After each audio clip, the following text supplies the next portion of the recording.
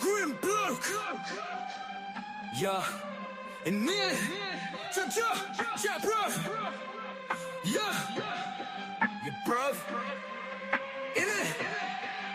Grim bloke. Let me tell you about this one time. I went through a porthole and snuck into the North Pole and got picked up in a Hyperborean DeLorean. They said they knew I was a Webster Merriam historian, mastered a numerical Gregorian, the hysterical mystic, no more than a Pythagorean, conspiracy theory Ethereum in the etheric fear realm. I thought they were gonna take me to the crematorium in their Hyperborean DeLorean. Tested me on my Sumerian, Shakespearean, knew I was a numerical vegetarian, Aquarian, that I knew about the Tartarians, barbarians, Mars radium, aliens. Salt of the earth, solution Selenian.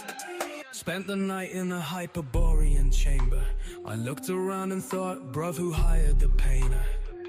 Hyperborean memoriam, auditorium, all cause I got picked up in the Hyperborean DeLorean. Introducing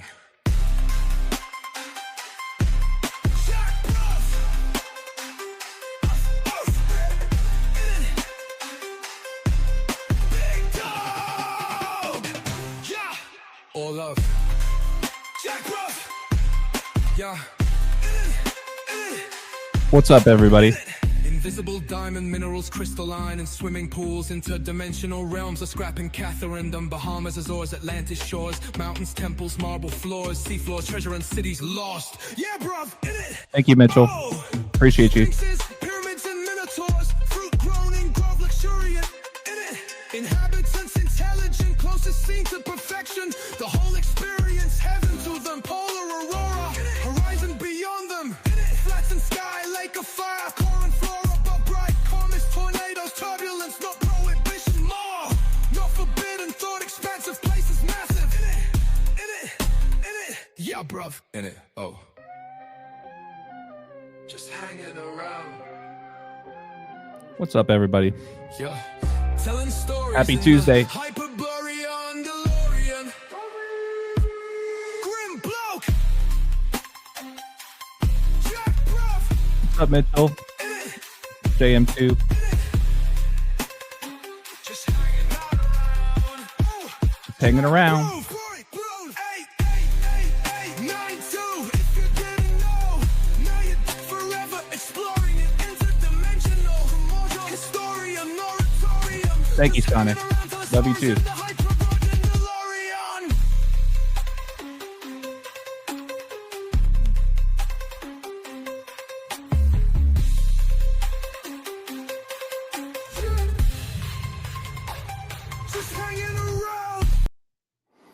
I got to work on a slow drop down of that. I like that ending, but welcome back, everybody. Welcome back, ballers, to another episode. I believe episode 25 or 26. What do I have here? 24. On October 28th, 2025, eye to eye with AJ, Rambo, and Kodi. Rambo, Codes, you guys out there, can you hear me? I can hear you. Awesome. Good to see you guys again. Like I say, it's the best night of the week. Thank you, everybody, for joining. Already 64 in the chat. I know we had somebody here asking, what's on the menu tonight, sir? Where'd it go? I lost it. Chat's blowing up. But we're about to dive into it. I got some things prepared from a live I did earlier today. Just really recapping what happened last night, tying MLB history with, what was it, a 18-inning World Series Game 3. So we'll touch onto that. Rambo's got some things about a gnarly upset that falls in line with the themes he's been talking about for quite some time. And Kodi's got plenty he's going to be adding in between all of that. So without further ado, let's knock out a couple intros. Rambo, if you wouldn't mind letting the viewers know a little more about you and where they can find you and support your work. Yeah, thanks. I think most people are familiar with my work, but those who aren't, hi, Susan. Thank you. What I do, I analyze life. I ask the philosophical questions about life. What is this place? Who are we? Why are we here? Those kind of questions. And to do that, you have to go below the surface of, I guess, the conventional quote unquote analysis. And you have to look at the mystery traditions, mythology, look at, So like the Matrix theory, that's those things you can't look at if you're going to really analyze this mysterious place. Place is a mystery, life is a mystery, and that's what I look at, and that's so I call it the truth codes because I look at the codes, which clearly appear, and we all do this. So we show these patterns that appear, and I mean, I personally do not claim to know the answers, but it just adds to the mystery, and that's what my channel is about. And it's called The Truth Codes, and it can be found at patreon.com/The Truth Codes. There's one tier. It's $5 a month. That's all. You have access to the Codebreaker community Discord, where the community shares great decodes as well. And I'm on Instagram.com/The Truth Codes. Spelt out exactly as is. Thank you again, Rambo. We really appreciate it. Yep, As Sojourn says, please make sure to smash that like button. We really appreciate you guys. Doesn't cost a thing. And shout out to you always, Rambo. It's a true blessing having you in our corner every single week. I think you bring a very strong amount of the percentage of this audience. So I know everybody appreciates you. Well, you. But once again, you guys, it's $5 a month, and that is for all of Rambo's content. You guys can also find him on Instagram at The Truth Codes. Kodi, you have the floor, brother. Yeah, nice to be here with you guys again, Rambo and AJ, and look forward to what we're going to get into today. And also thank you to everyone who's in the chat, as usual. And if you guys want to find me, you can find me on YouTube. A lot of you guys are watching on my channel right now, Decoding with Kodi.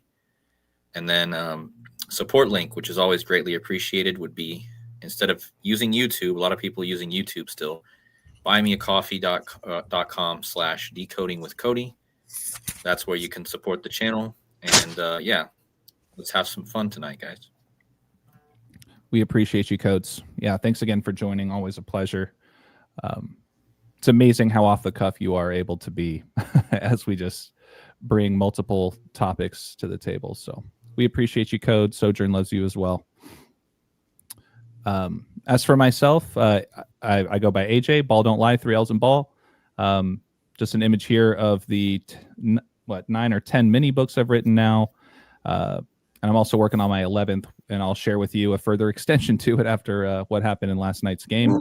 But if you guys are interested in any of this work, you guys can either purchase them on the Patreon. You don't have to be a subscriber, or you can send me an email at wordplaybook3osinbook@gmail.com, and I'll send them all to you for free. So we appreciate your support, everybody. For those that saw my live stream earlier today, this is going to look pretty familiar. I went into kind of deeper detail, if you will, during that particular stream, but ultimately I'm going to kind of breeze through some of this highlighted stuff. These are just screenshots from my Patreon page yesterday. As you guys can see, we had a great night because really I was only looking at Alejandro Kirk and Shohei Ohtani for a few reasons. I also put out a few notes showing the leans for the Dodgers overall. That said, I did share also a couple things that made me like Toronto, so that's why I stayed away from the game itself. But just notice here, you guys, last night's game where Los Angeles prevailed in the bottom of the 18th inning. It was exactly 53 days after the founding date of Los Angeles, which equals 53. And another reason why I really liked the Dodgers in one sense was because they could, which they did, pick up their 151st all-time postseason win. And if you guys just look at the basic Pythagorean gematria, Dodgers and Toronto both equal 36, 151 being the 36th prime, right? But when it came to Shohei Ohtani, this is where it gets interesting. Speaking of those 36s, Toronto was founded on March 6th, the date written 3/6. But when you measure from last night's game, you'll see that it was exactly 131 days before the founding date of Toronto. And this is a championship series game, right? So championship equals 131, just like Shohei Ohtani. Another good one, same cipher as the Super Bowl. So that's always something to look out for. Sure enough, Shohei ended up hitting 2 home runs. So you had that going for him. And the other 2 things I thought were interesting is that last night's game was also played 3 months, 22 days after his birthday, the number of Skull and Bones. And really the cherry on top of it was just looking at the pitcher matchups. So seeing Shohei batting up against Max Scherzer, his last name equals 114, And 3 months and 22 days can also be 114 days. We had a 163 alignment there, but here's where it got really interesting. This is where my book probably just got 3 or 4 pages longer overnight. Check this out. We talked a lot about last week, and Kodi and I did a stream a couple days ago talking about just how you can't get away from the 31s, and still these Charlie Kirk themes seem to continue. Sure enough, last night in Game 3, the series was tied 1-1, right? 31 being the 11th prime.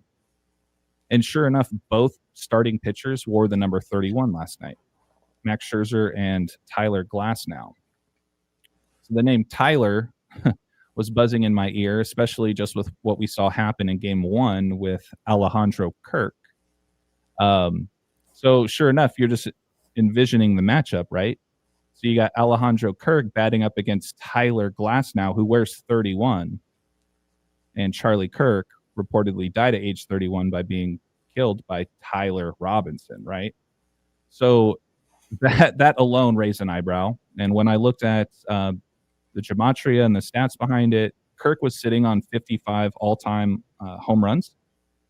So last night would have been and became his 56th career home run. Well, in the basic cipher, right, English ordinal, Charlie equals 56. And he hit that home run against number 31, Tyler, number 31. Then as far as the death connection, it was also his 20th home run this season.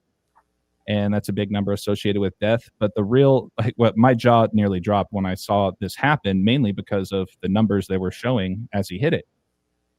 We talked about the Charlie Kirk, Tyler Robinson, Alejandro Kirk, Tyler Glasnow connection. But look at this. When he hit that home run, it was Tyler's 49th pitch of his of the game.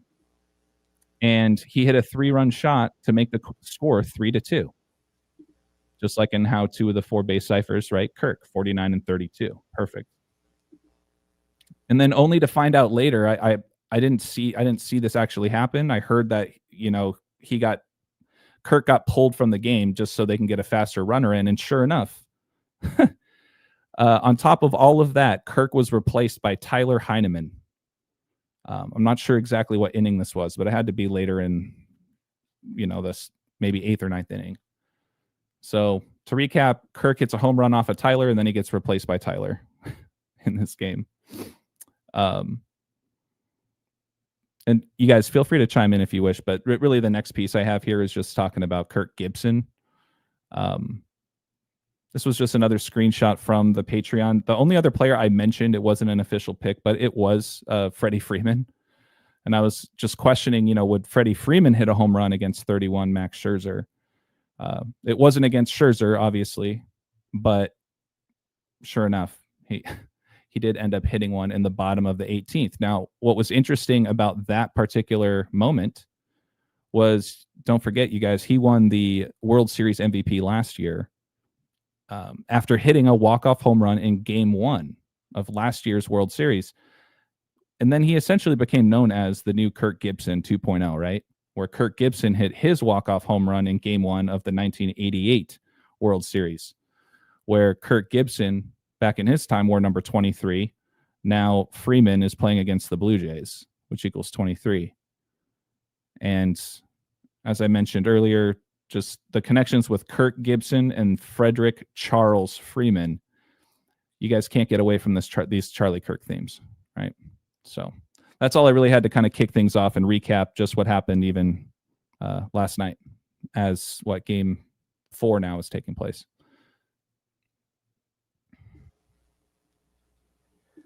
That actually does tie into what I'm going to talk about. So I told you before the show, I'm going to establish context again about a pattern that I've seen regarding underdogs. And there's the allegorical and mythological connection to underdog. What I've talked about, the underworld. It's a major part of mythology and religion across multiple traditions. The underworld in Greece was ruled by Hades, who's Pluto. Pluto's the outermost planet. The United States just had its Pluto return, as did the Bavarian Illuminati. So that underworld underdog. And what's the underdog? There's several images or archetypes that could be the underdog. One is the god that guards the guardian to the entrance to the underworld, entrance and exit, called a Cerberus. It's a 3-headed dog. That could be the underdog. Well, yeah, so this actually does tie into what I was talking about. This is correlation with the colors green and yellow and underdogs. And remember who the big favorite was when Kirk Gibson hit that iconic home run in 1988. It was the Oakland Athletics. So apparently this green and yellow underdog theme has been going on for a while. Back in 88, the Oakland Athletics were green and yellow. So later on, I'll present more context to the green and yellow and underdog theme. But now that you mentioned that, the Dodgers were major underdogs. In fact, Kirk Gibson himself was an underdog because he was injured. He couldn't even play because he could barely walk, let alone run. That's the context of that home run by Kirk Gibson. He wasn't even supposed to play at all. He limped to the plate. Talk about an underdog. But again, it's that green and yellow. It was against the green and the yellow. And so the pattern I've seen is and green and yellow, it's a rare color combination in sports, in all sports. Not that many teams wear green and yellow, which gives it more weight to it. You know, if there were 3, 4, Right. 5, 6 teams wearing it, then okay. No, it's such a rare color combination across all sports that it's just all that more significant when it happens. So with green and yellow, it's not that the green and yellow team pulls off the upset or that the green and yellow team gets upset. It's when one of the teams, at least one, and usually just one because not that many teams wear green and yellow. If a green and yellow team is playing, there's a chance of a major upset. So yeah, there's an upset. In other words, there's an upset narrative anytime there is a green and yellow team involved in a match or something to consider, especially like it doesn't matter if they're the favorite or the underdog. Yeah. It's keep an eye on that particular team with those colors because they tend to be a part of either being upset or being the upsetter in those matchups. Yeah, and the green and yellow.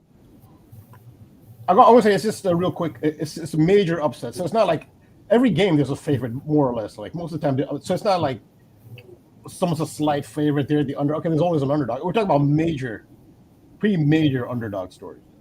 Right. Yeah. Look at the Green Bay Packers. Right. They were upset by the dog mascot, the Browns. Yeah. Right. And then we also talked about how South Florida, before they started going up the ranks, they upset Miami, Ohio with the U. They both had kind of that U symbol, but the South Florida Bulls were the ones with the green and yellow in it as well. So I'll go over the whole context of that later. Yeah. Yeah. Kodi, you were going to say something? Well, the big story the last few days is Jamaica. They have green and yellow. That's their flag colors. Yep. Very good point. So, and that all has to do with the I think this underdog thing is connected to slavery, as in somebody that's under the crown or under the ruling authority. So like underdog, right? Somebody who's underneath authority. And what I learned after last week's stream is that the English crown, and Rambo had mentioned last week the horse, the unicorn, and the lion. And not only is that in the Alice Adventures in Wonderland, that's actually the whole story behind the English and Scottish crown, with the Scottish having the unicorn and the English having the lion. And so it's actually perfect that right after I'm looking at this all week, Jamaica gets hit by a hurricane, and Jamaica, of course, is under the British rule, and they're a mainly black country under the British rule, which again points to slavery. And they, like Rastafarian, so they have the same flag as Scotland. That Jamaica has the same flag, just different colors. It has the X flag, just like Scotland. And so again, in the history of Scotland, they chose the unicorn as their symbol to go against the crown of the lion. But what's funny is, after looking more into the Rastafarians recently with Bob Marley, I realized that the Rastafarians have the lion as their symbol. They actually have a guy, I forget how to say his name, but he was their messiah, and he was from Ethiopia. Yes, Haile Selassie. And yeah, I didn't know how to say his name, Haile Selassie. Yep. But yeah, he was essentially their messiah, but he was known as, well, the Ethiopian flag has the lion, and then he was known as like the King of Kings, right? And so I have a few slides connecting this to King Charles. I didn't make any slides connecting it to anything else. I just had time to make the King Charles connection, but basically I think it all kind of goes back to that. There's some sort of underdog thing with the slaves trying to get free from oppression under the ruling class. I kind of think that might be kind of another connection with all this. Trump was born in Jamaica Hospital too. I thank you to 7-1 in the chat for pointing that out. And Kamala Harris, her father was born in Jamaica. So this whole hurricane happening in Jamaica right now is connected to both Kamala Harris and Donald Trump, because they both have that Jamaica connection. And remember, Kamala Harris's father's name is Donald J. Harris. So, yeah, I mean, I haven't had a chance to look any more into Kamala Harris, but it's obvious it's connected to both of them. And like I said, King Charles, I have a few slides on how it clearly connects to him. But yeah, I mean, we can get into that later, but I think it's all kind of connected to what you guys were saying. No, that is a good point about the slavery, because, and you can appreciate this, I have a wrestling connection. But so one of the symbols of Hades, which is the god of the underworld, is chains. Hades is very often depicted with chains. I mean, once you're in the underworld, you're not getting out. And if you remember the wrestler Hercules, that infamous fight, which is the main event where Hulk Hogan and Randy Savage, they call themselves the Mega Powers, where they want to bring down the Twin Towers, that event. Usually that they call it the main event, but the big event in fights is usually the last fight of the night. And that was not the last fight of the night. The last fight of the night on that day was Ted DiBiase, the $1 Million Man. He's a Pluto reference, because Pluto, that's where you get the word plutocracy from. Pluto is a god of wealth. That's because gold and silver and diamonds come from underground, the realm of Pluto. It was Ted DiBiase, the $1 Million Man, a Pluto symbol. And they even announced his hometown when DiBiase came in.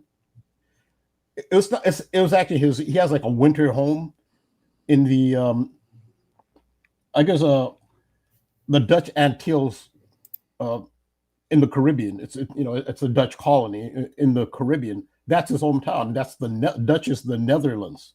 So his hometown, he was actually announced as hailing from the Netherlands, which was the Netherlands Antilles. So nether means below, beneath. So Ted DiBiase was full of that underworld symbolism. But on that night, he fought Hercules. And you will know, you're fully aware of this. What Hercules is, his main prop was chains. He used to come into the ring with chains around his neck, and sometimes he put chains around the opponent, which he did. So the chains, which is also a symbol of slavery. Also think about Dutch Antilles. How did Netherlands end up way across the world in this tropical island? Well, that's part of the legacy of slavery. So yeah, the chains and the underdog, and that ties into all that I've been saying. That is a symbol of the slavery, and chains are a symbol of the underworld, where you get underdog from. Yeah, and I'm glad you reminded me of that, because that thing kind of slipped my mind with Ted DiBiase and the chain thing. But just remember, considering the plutocracy and the money stuff, blockchain is crypto. Wow. That's another. That's what crypto runs on. Bitcoin is on the block. It's on the blockchain. And so this as I pointed last week, this event, the main event, was in Market Square Arena, like a square, like a block. And then you had the Ted DiBiase thing, of course. But then you have blockchain. But then you also have the date it happened was February 3rd, which actually is one day before the current Federal Reserve Chair, Jerome Powell's birthday. And I noticed this was all kind of connected to him. And we have this hurricane hitting now. And Rastafarians and Jamaicans are known for dreadlocks, right? Like locks. Oh, lock. Yeah, you go. Yeah. They wear dreadlocks, right? So like a lock. So I think this is all connected to the Federal Reserve meeting that's happening tomorrow.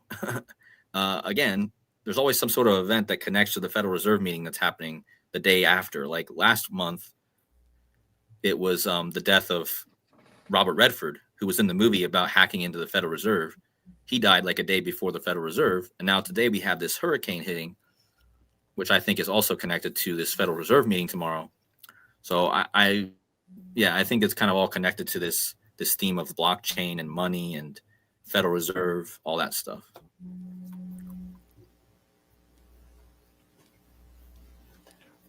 Was there anything else, Codes, that you wanted to share? Like, do you want to share your screen on that? Or because I know that you mentioned that there were some things about the tropical storm and whatnot that's been going on. I'm not sure if you said you had something prepared. I don't know if we're ready to get into that yet or not.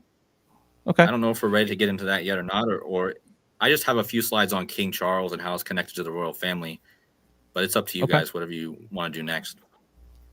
Well, I would say maybe we'll pass things back to Rambo, because Rambo, you were talking about just with the stuff I was talking about with Kirk Gibson, right? And kind of the Charlie Kirk connections there. Yeah. I know you had more to add with that, right? Yeah.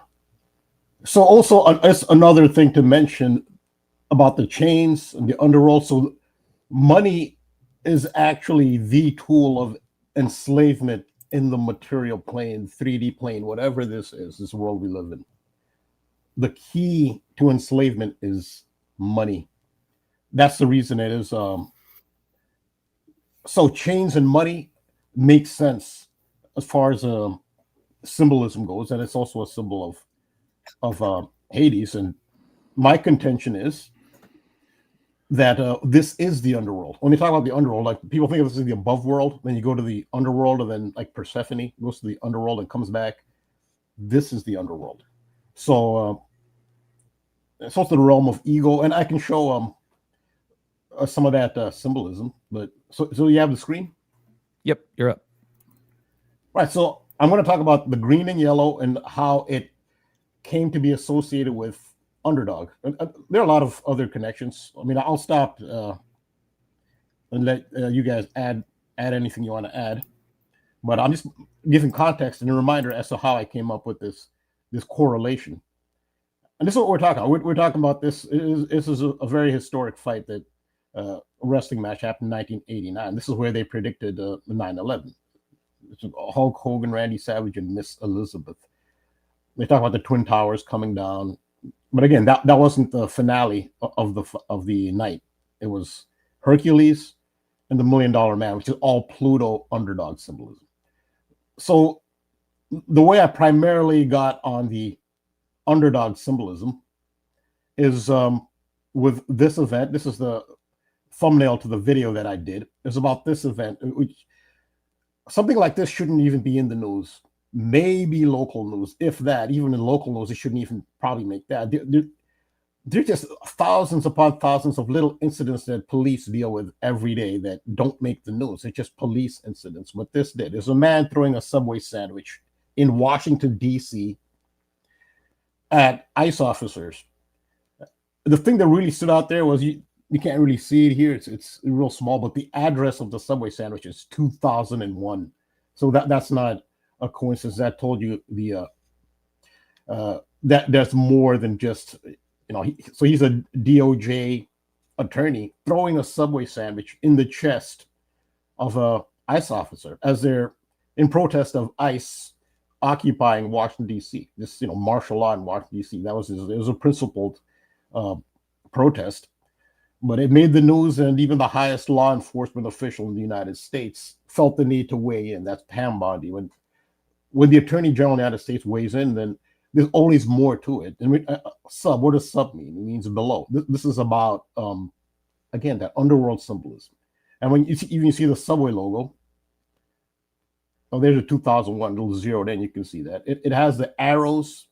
So this actually looks like the glyph for Scorpio zodiac. And why is Scorpio significant? Because one of the ruling planets of Scorpio zodiac is Pluto, and Pluto is the god of the underworld, and they know that. And so they're conscious of that when they made the Subway logo. This little arrow. I don't have a graphic, but the glyph for Scorpio, it looks like an M, but the M has a little like arrow tail on it. So these are Scorpio. The reason they're doing it is because Scorpio is ruled by Pluto, and Pluto is a god of the underworld, sub. And you think it's a coincidence that a sub, and you know what sub means? Sub means under. That a Subway sandwich store was on U Street. That's how I really got on the U. That's why I was on top of Utah long before the Charlie Kirk incident happened. Me and in my community, we were already talking about Utah. But a sub means under. Way sandwich is on U Street in Washington, D.C., interestingly. And an example of U is the U-boat of World War I, World War II, of the German forces. A U-boat is a submarine. That's a submarine sandwich. So a U-boat is a submarine. You have a submarine sandwich store on U Street.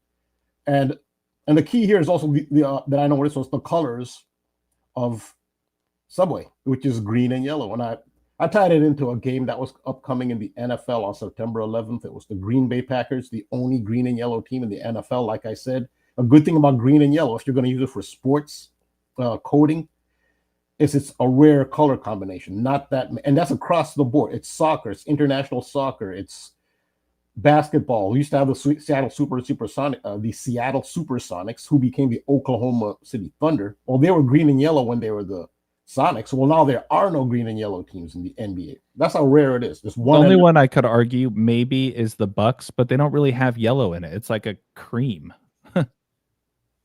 I'm just playing devil's advocate, but yeah, I mean, great point. You were mentioning the A's earlier. They're the only team in baseball, right? But yeah, there's only one team in baseball. I think there's one in hockey. I'm not sure who. The Wild are green. They kind of have a trim of yellow, but I wouldn't necessarily count that. But yeah, I mean. Yeah, the Bucks are close. I mean, so yeah, you could maybe see the Bucks in it might be close enough. It's green and gold. That's kind of close enough. Right. Sometimes the Bucks go green and gold, but so that's a good thing about So you're not gonna get.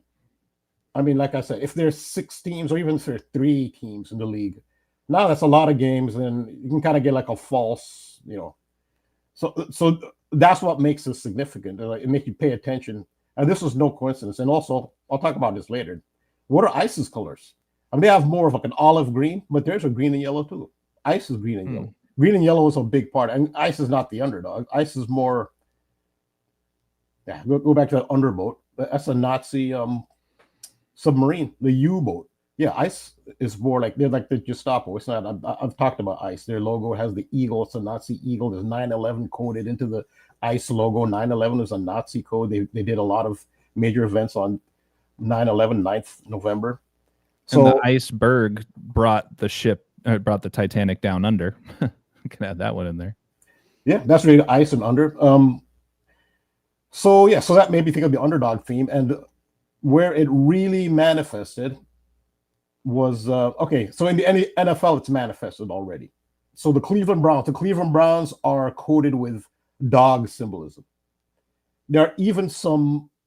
I remember who the underdog was. The underdog is the Cerberus, the dog of Hades / Pluto, who guards the underworld. And Hercules, this is how it ties into Hercules. Talking about Hercules earlier. Hulk Hogan is a Hercules. He's based off of a Hercules archetype. Hercules separated the continents, Africa and Europe, at the Strait of Gibraltar. That's similar to the twin pillars. Those are the twin pillars, Africa and Europe at the Strait of Gibraltar. That's the equivalent of the twin pillars that Hercules, in legend, he physically separated the continents. So think of the twin pillars being separated, and the twin pillars appear on the flag of Spain. They're called the Pillars of Hercules. This is what's on the Spanish flag. So when Hulk Hogan talks about the Twin Towers are going to crumble, yeah. Well, first of all, what colors does Hulk Hogan wear? He wears red and yellow, the colors of Spain, and so he would be the appropriate one to talk about the twin pillars coming down. And this is also, look, and you pointed this out, AJ. Appreciate. I didn't even notice the pink lion, and not just it's like a pale pink lion, which I didn't even pay attention to that. There's actually pink on the Spanish flag. I didn't even notice that, which was relevant. There's that pink lion, which is relevant because that was the color of pink was very significant. That was the color that he was wearing here. So all that symbolism came together. So the first, right. So the Cleveland Browns, they have the dog symbol, which relates to Cerberus. The Cleveland Browns are one of the worst teams in the NFL and are not expected to really do anything this season. The green and yellow Green Bay Packers are contenders for the Super Bowl. They're contenders. They're championship contenders. There's night and day contrast. But so this is from the Browns website. Browns Nation, it's a fan website. Browns open up. This was the third week of this year's season. Browns open up as big underdog. And who's the underdog? It's Cerberus. Underdog. I mean, so that was a big, so there you had underdog, big underdog. So this one, so it's a major, there's always going to be a favorite underdog, but when it's a major one, so this was even they're saying big underdog. It was major against the green and yellow Packers. So what do you think happened next? And also, it's very common for I think it's probably like every Cleveland Browns home game, you'll have fans with the Cerberus is a three-headed dog of Hades. To have a three-headed dog, this is going into mythology and archetypes that rule the Matrix. This is more than just football. This is going back to some ancient mythology, and mythology is not just stories to entertain kids. There's deeper meanings to the mythology, and it all manifests in football. There's more than just football going on. So hopefully, if you don't like sports, you can still appreciate some of this. And so what happened? Browns shock Packers after wild fourth quarter rally. They pulled off the upset against the green and yellow, the underdogs, Cerberus. This is ancient archetypes being manifested in 2025. You see it in sports, popular culture, news. This is what rules the Matrix. These are the allegories that rule the Matrix. It's more than movies and entertainment and news. And plus, Pam Bondi, what's her zodiac sign? Of course, she's a Scorpio.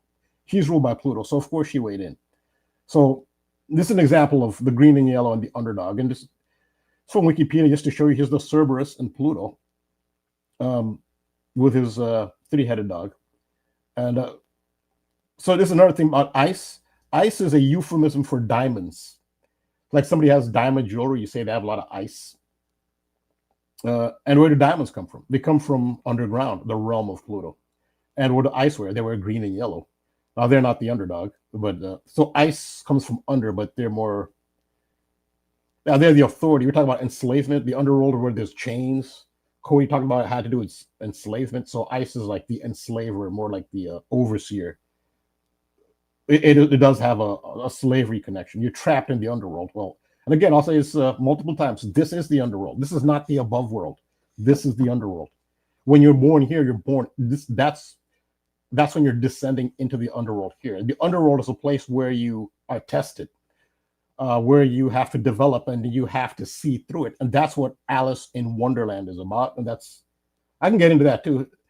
Alice in Wonderland was initially going to be referred to by Lewis Carroll, its author, as Alice in Underland. He actually initially called it Underland, then changed it to Wonderland, which made it more marketable, sounds more fantasy, more appealing.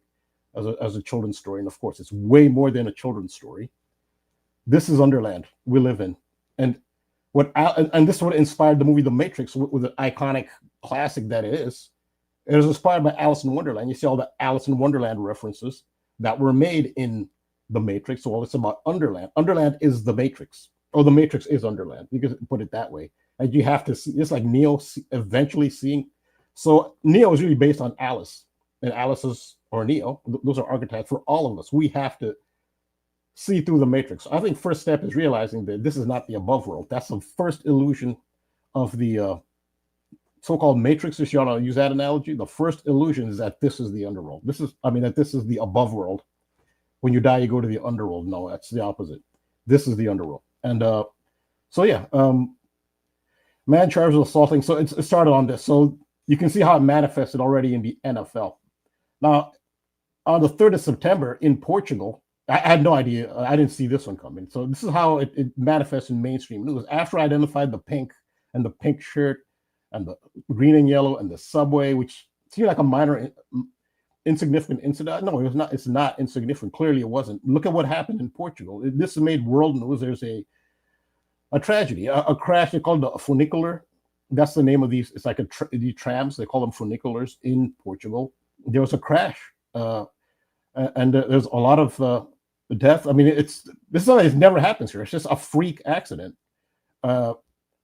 But what is interesting about this? There's this very oddly placed subway store, a Subway sandwich store, right at the site of the crash. Just right after I'd been talking about this, but I didn't see this coming. And there's one of my patrons actually, DOR Deco. Shout out to him, one other brilliant patron. He actually, I didn't even notice this. First, I didn't even know about this subway. I saw but another thing you point out was the color of the buildings, that pale pink color. Look at the color of the buildings, that pale pink. It's also a very odd location for a Subway sandwich store. It's a little hole in the wall. If this sign isn't there, you wouldn't even know there's a Subway sandwich there. It's a residential area. There are no stores around it. There are no other, restaurants and stuff. It's just a very out of place Subway sandwich store in Portugal. It's not in the United States.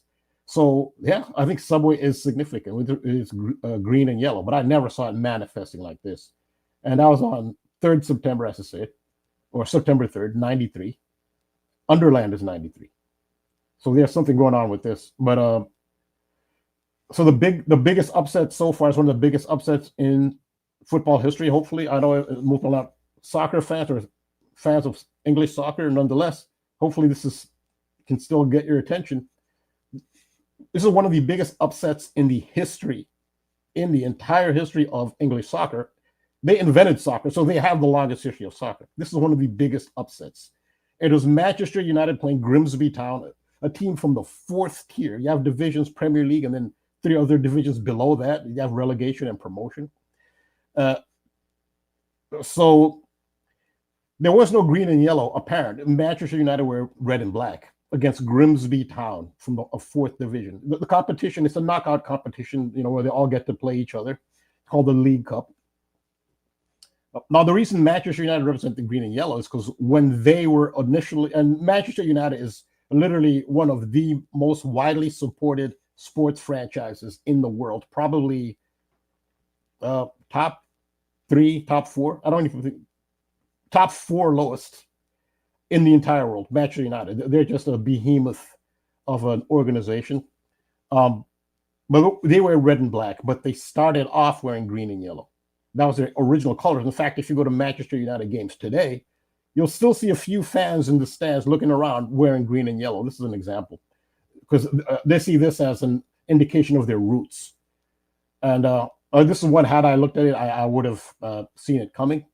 So Grimsby Town beat Man United, joins ranks of biggest cup upsets. So here's another example happened this year, the upset and the green and yellow. But this is a more occulted green and yellow, because Manchester United, this is what they wear now, red and black, but they used to wear green and yellow.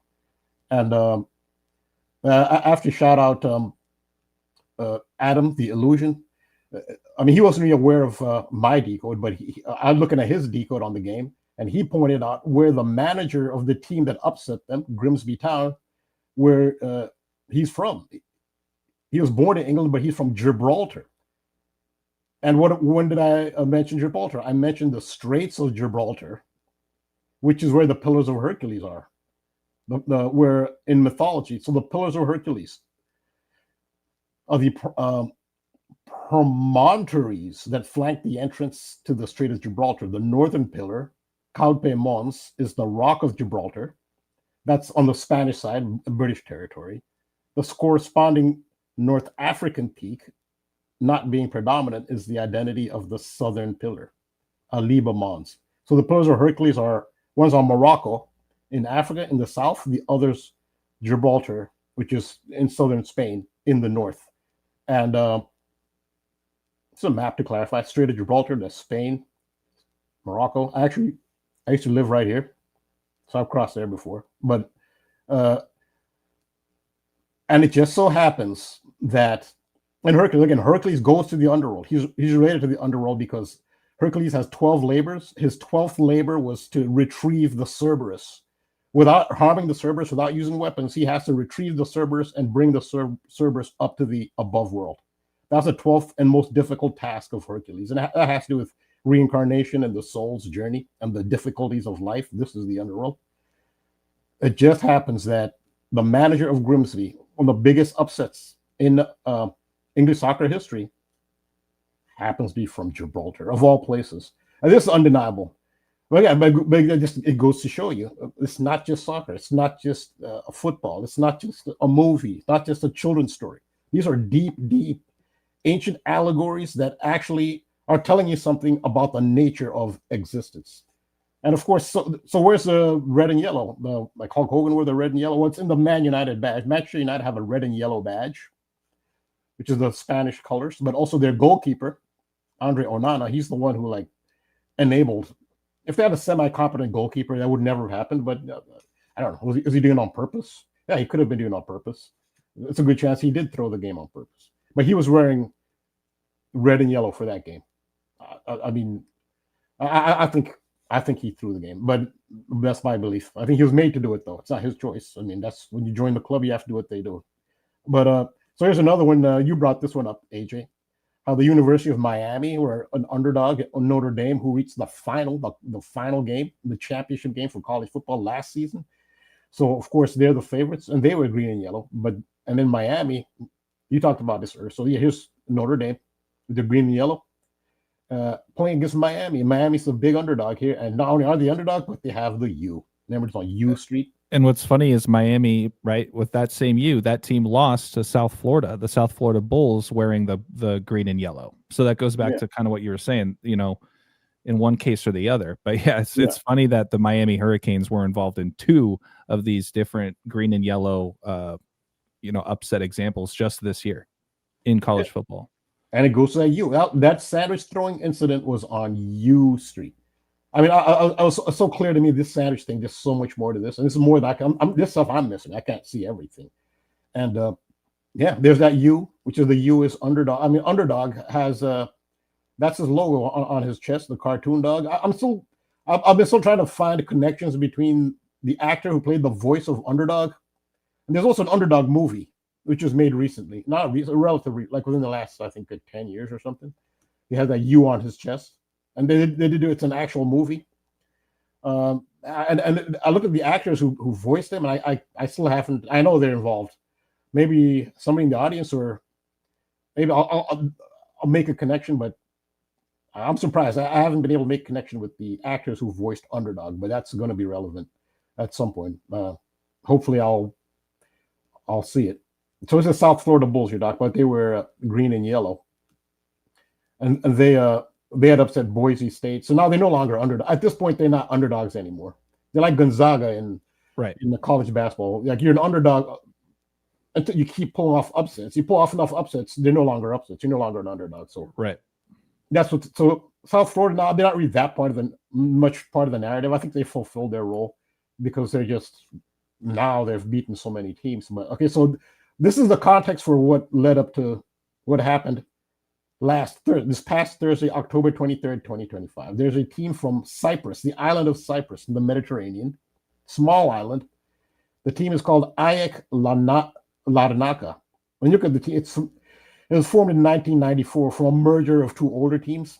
So it doesn't even have, it's 31 years old. I'll talk about the significance of 31. They're 31 years old, this team. And look at their colors. So I guess so. Those are familiar with American sports and American college basketball. This is the only analogy I would make. So in European football, the most prestigious sports competition in soccer is the European Champions League, because that's where all the best teams, all the money are. And all the international players from around the world, the best players, all play there in Europe, in the European League. So the Champions League is that's the Super Bowl of soccer.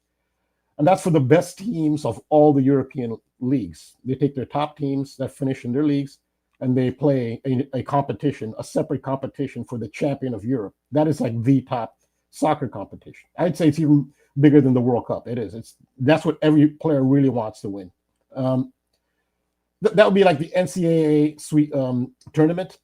But in NCAA basketball, there's also the NIT. NIT is not as prestigious, but it's still important. So they have a similar competition called the Europa League, which is like the NIT. Those are for teams who don't finish. They're not a top team in their leagues, but it's still a competitive. So this competition here, it's not even. They just added this new competition for. That's just an oversaturation of soccer. But anyway, so that's what this is. It's like the Champions League, but it's like the NIT, like a lower level NIT. That's the best analogy I can make. But nonetheless, the team they're playing is a very good team from England. The Premier League is called Crystal Palace, and I've done decodes on Crystal Palace because they're very heavily coded with the time symbolism. Crystal Palace. They're from London. London's zero meridian.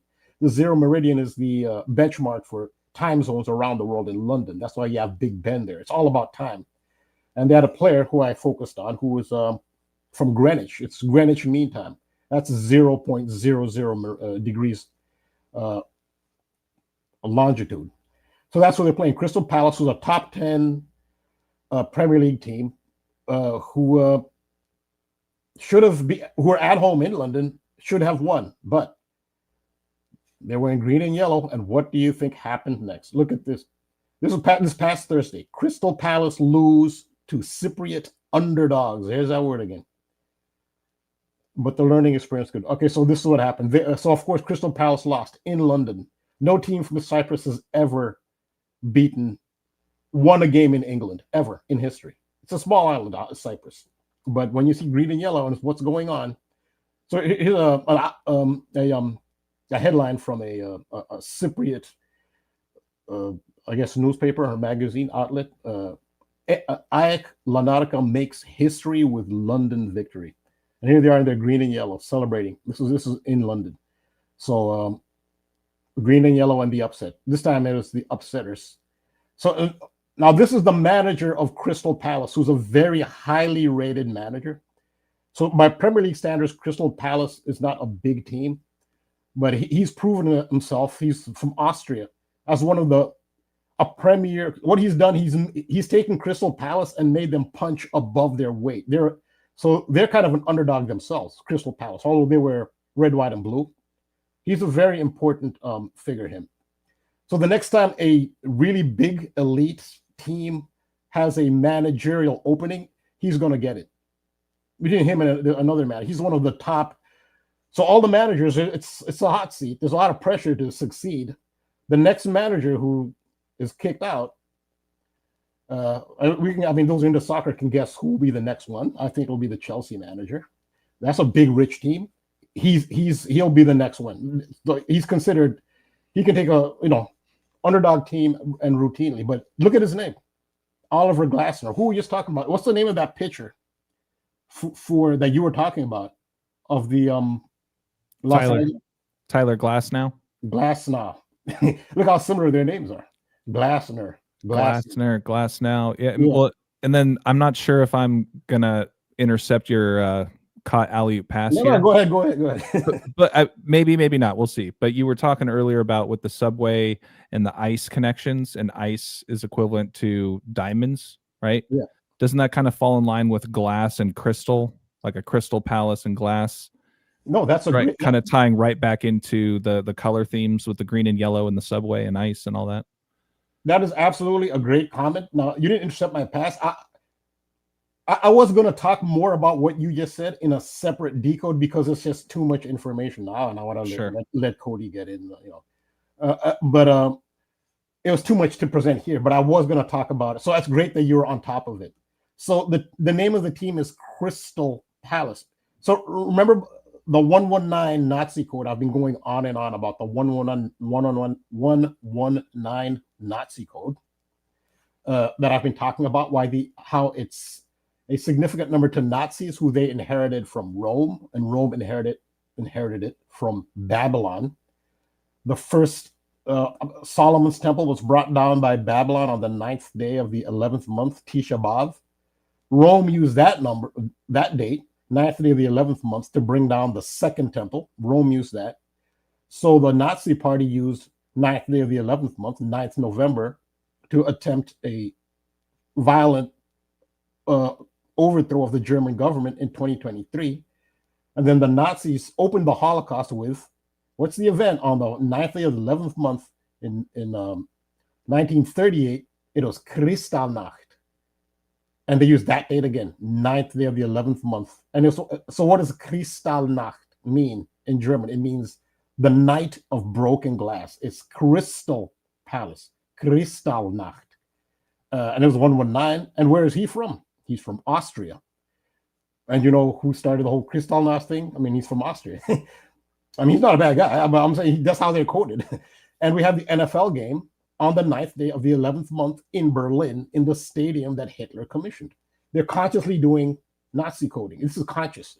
And the Nazis still exist. It's not they're coding with some organization that, some nightmare from the past. They still exist. They never died. In fact, one of the examples they gave their calling card to let people know they were still in existence. When they brought down the Berlin Wall in, what is it, 89, 90? When they brought down the Berlin Wall on the 9th day of the 11th month, that was a message for people paying attention. That is a message that the Nazis were still in power, because that's their date, 119. That's when they brought down the Berlin Wall. And so you're right, glass and Crystal Palace, Kristallnacht, was on the 9th day, 11th month. It started the Holocaust. And the logo, I don't have it up here, but the logo of Crystal Palace is the Eagles. Is an eagle. Their nickname is the Eagles. The Eagles, which is a logo on ice badges, and ice badges have the 9/11. I think I have this here, since you mentioned ice. Oh, I did not put the ice badge up here. I thought I did. Well, anyway, the ice badge. Oh, that's another decode. The ice badge has 9 rays on top and 11 stars on the bottom. That's 9/11. And that's on Nazi code. That's why they act like the Gestapo. Gestapo were secret police. They have unmarked cars. Their identities are hidden. It's secret police. And that is actual Nazis. And they wear green and yellow. So you're right. Yes, I was going to go more into this in another decode, especially him. He's a very important figure. I know if people aren't into soccer, maybe it might not really draw their attention or interest, but he is Oliver Glasner is and he's from Austria. I'm not. They use people for this. I'm not saying he's at all. I mean, that's the ideology. What he is used. See here the Eagles. The Eagles' dream turned sour. The Eagles. That's Crystal Palace. That's a Nazi symbol. Kristallnacht, Glasner. So you're right. So Narcissus. Oh yeah. So this is a statement he made. He said he told his team after the loss, "Stay humble," because he's thinking that his team are getting a little too big for their britches, not taking opponents seriously. His thing was stay humble. I did some gematria on that.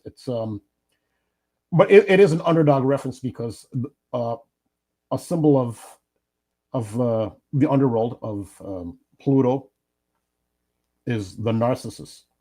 Narcissus that's where you get narcissism. That's ego. Where is the realm of ego? Why is the god of the underworld? Why is his symbol have to do with narcissism and ego? Why is that? You just put it together. This is the underworld. This is the realm of ego. It's this realm here. This is not the above world. This is the realm of ego. And that's what we have to see through. That's part of the matrix, is the ego, that physical 3D self, which, I mean, I don't know. It's not going to last long. It'll be gone. It's not the be all end all. There's the spirit that abides in the above world, which that's the important thing when you see past the matrix. But Narcissus, you can see how the underworld is associated with ego and narcissism. That's very important. That's why he said, stay humble. That's like there's a spiritual message here. So yeah. So stay humble is 144. That's the time code. So Crystal Palace got into the competition because they won, which is the oldest competition in football is the FA Cup in England. It's not this is separate from the league. It's the FA Cup. That's the oldest competition. Well, they won the FA Cup. That's how they got into this competition. And it was the 144th FA Cup that Crystal Palace won. I did a decode on that. And he says, stay humble. It's the 144. It's all about time. I talk about money ruling this realm. You're enslaved by money. The other enslaver is time. When you get out of the underworld, which is what this is, time no longer is a factor. You're eternal. Your physical body is not eternal.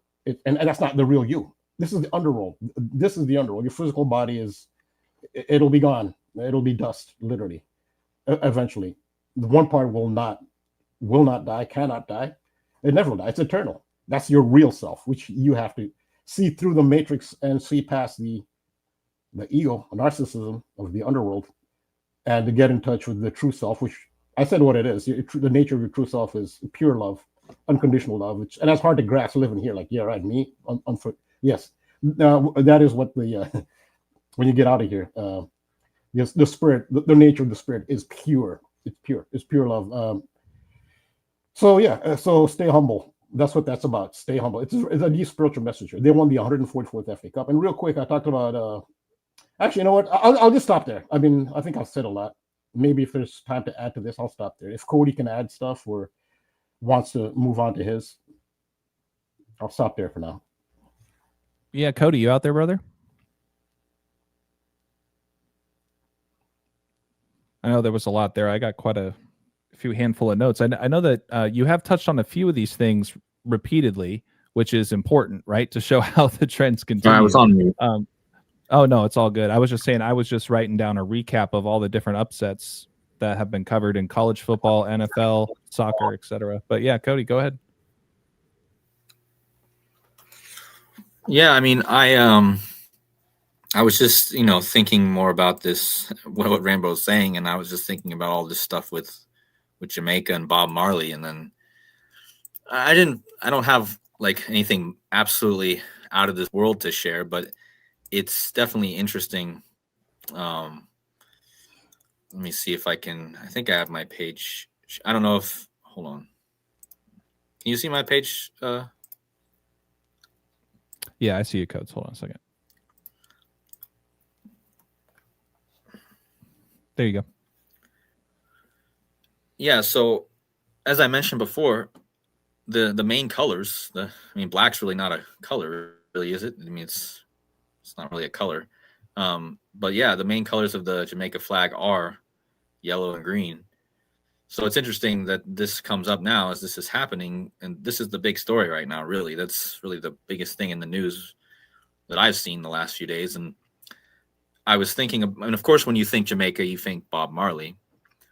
And, when I think Bob Marley, I think of breaking chains or, like setting yourself free, right? Like, and there's a song by Bob Marley called The Lion of Judah. And again, this fits into my theme that I was looking at kind of this week with the lion theme, but and this probably goes back to why the Lions could be a contender for the Super Bowl. But yeah, the song by Bob Marley, literally the main lyric that he says over and over, it's really the only lyric in the song, is the Lion of Judah shall break every chain. The Lion of Judah shall break every chain. So all about chains. And of course, this is coming from the guy with the Jamaica flag with the yellow and green, and think about, and as I mentioned, the Scottish flag is literally the same flag as in Scotland. They were always trying to free themselves from the oppression of London or of England, right? So there was always like wars between, they was always trying to get this independence, right? But then ended up becoming the United Kingdom. But it's interesting that this is just like more like emphasis on like the uniting the world under one world order kind of thing. Because look at the motto for Jamaica. It's one out of many, one people. So, and of course, Bob Marley, his lyrics are, one, what's the song? One Love. One Love. Yep. Yeah. So, and that is interesting too, because the Packers, the yellow, and their quarterback is Love. His last name is Love. So that's interesting. And it, like you got the lion symbolism there, with the. It is interesting too that the team that you mentioned, that's from the soccer team, that's don't remember their name now, but that's green and yellow. They're founded in 1994, which is when Jared Goff, the quarterback for the Lions, was born. So it'd be interesting to look up and see if there's a date for that founding, to see how many days after that or before that he was born. But because we already found that connection with the other upset soccer team, with being the Lions out of Turkey. So, and of course, I just think the lion theme is so big right now with Pope Leo. But yeah, just that aspect with the Scottish aspect, being, just so I can show it. I mean, it's not exactly the same flag. It's pretty close. It's just different colors. Can I say real quick? But it's real quick. An X on a flag is called a saltire. SALTIRE. It's called a saltire. Mm-hmm. So what you see on the Jamaican flag and Scottish flag is a saltire. Uh-huh. It's how you call it. Yeah. So yeah. Yeah, that's. I mean, I'm wondering. I mean, how many flags in the world actually have this? There's not that many, is there? I mean, yeah, I know Northern Ireland. No, yeah, I don't know. Yeah, it's not that many. Yeah. But the two main ones I think of when I think of an X flag would be Jamaica and Scotland. There's also one other famous one. One other famous one. Sorry, I didn't real quick. The Confederate flag. That's the other famous one. Oh yeah. The Confederate flag from down under, right? The South. Yeah, the South. Yep. And when I think of Jamaica too, I think it's being south of the United States, and like just breaking. And again, as I mentioned, I don't have a whole decode on this. The Rastafarian, and just something, just gematria wise, I want to show that's just more proof of gematria. So Rastafari. Notice how it equals 93, 39, 150, 69, kind of like Bob Marley. It's actually a 3 out of 4 cipher match, so that's interesting.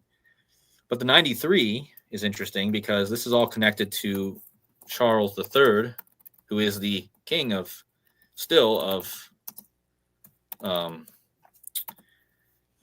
Jamaica. And so he has that 93. Of course, that's Saturn also in that cipher. But yeah, and remember, I was thinking like Crystal Palace, they have the eagle as their symbol. You got the Philadelphia Eagles, who are currently the champions. But you also have the red and blue, which is like United States or United Kingdom colors, or Britain colors. So it's also like the Dodgers and the Blue Jays. Right.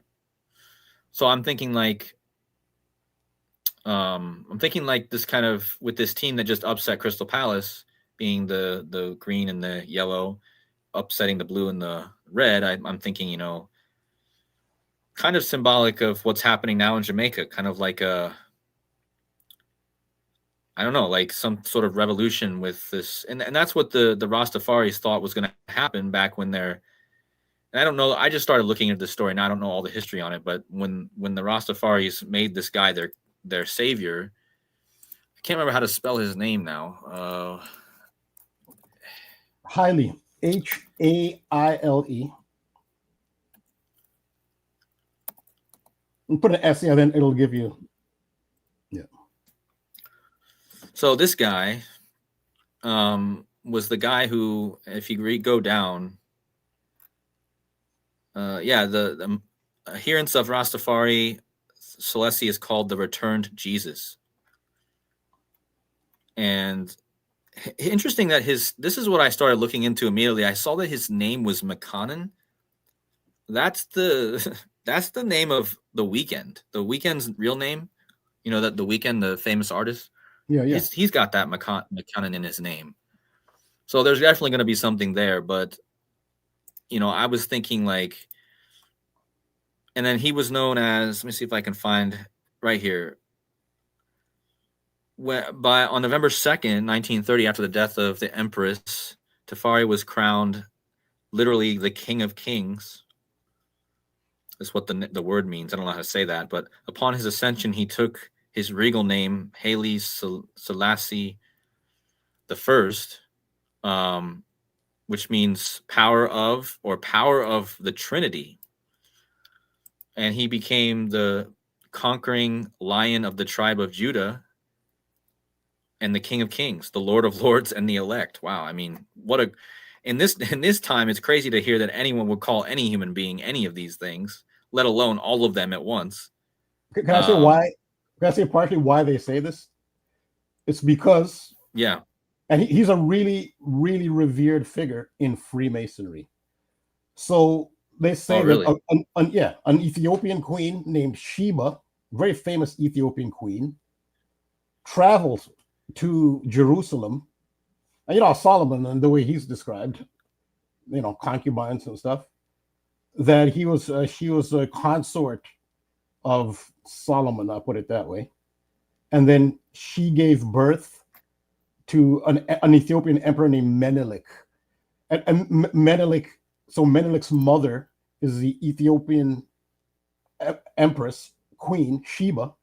And Menelik's father was King Solomon. And King Solomon, you cannot overstate the importance he's given, almost a god status. And Haile Selassie is said to be of a direct lineage of Menelik, which makes him, and Menelik is the son of King Solomon, and that's why he's so highly revered, because he's said to be of the bloodline of King Solomon. Yeah, that's like, I didn't know who this guy was at first, so like I just started learning about him today. But it's interesting that I had read that, but I didn't know like exactly how the bloodline worked and in fact, I watched Donut's video that he just released. There's actually a theory that Queen Elizabeth was an ancestor of Muhammad, the founder of Islam. There's actually if you go to this, there's actually a bloodline thing. I don't remember what, it's on Wikipedia. They have the bloodline chart of how she could possibly be the descendant of Muhammad.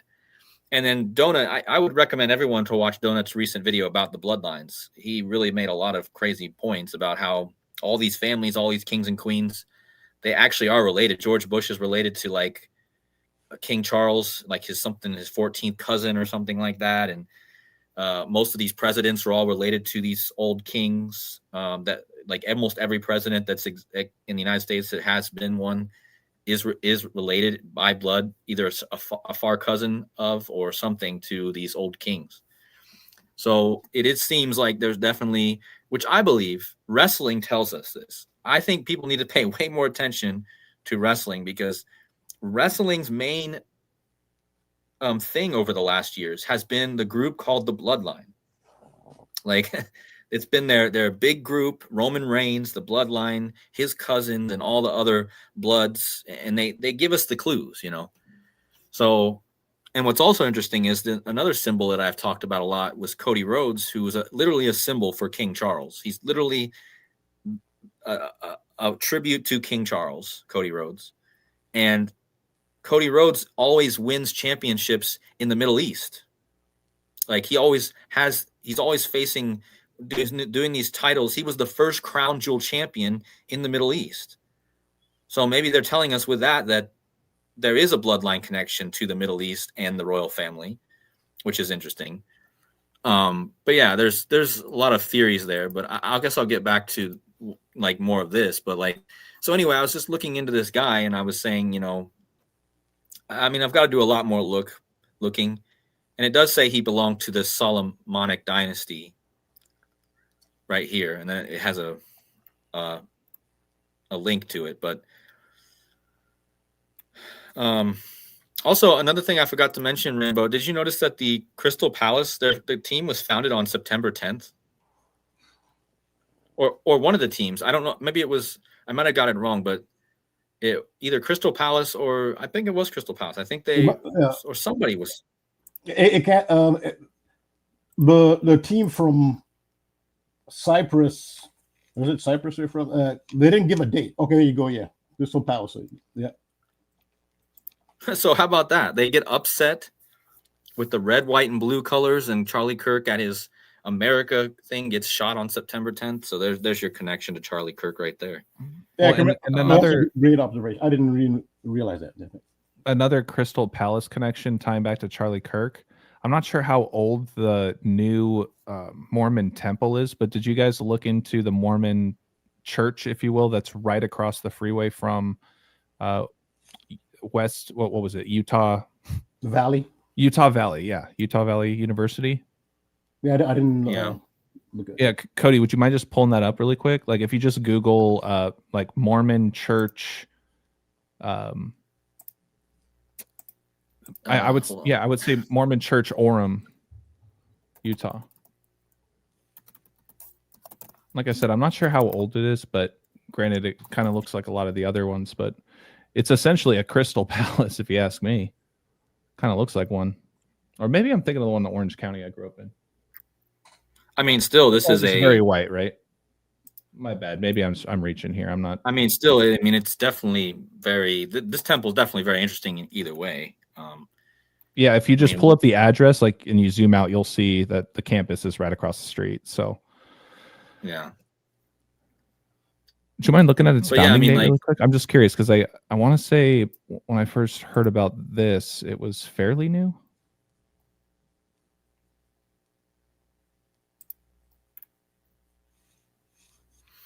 Let's see. I don't want to pull us off too far. I mean, I just felt the temple connection in the Crystal Palace. I guess I had a different. I mean, it says it was dedicated on January 21st, 2024. Announced on the 19th of 2019, October 5th. So it's I mean, it's fairly new. Fairly new. Yeah, shout out to Dave. Thank you for clarifying for me. I grew up in Orange County, and there's a Crystal Cathedral I was thinking of. So when I first saw this temple or whatever, I think I was envisioning what I saw growing up in Orange County. So thanks, Dave.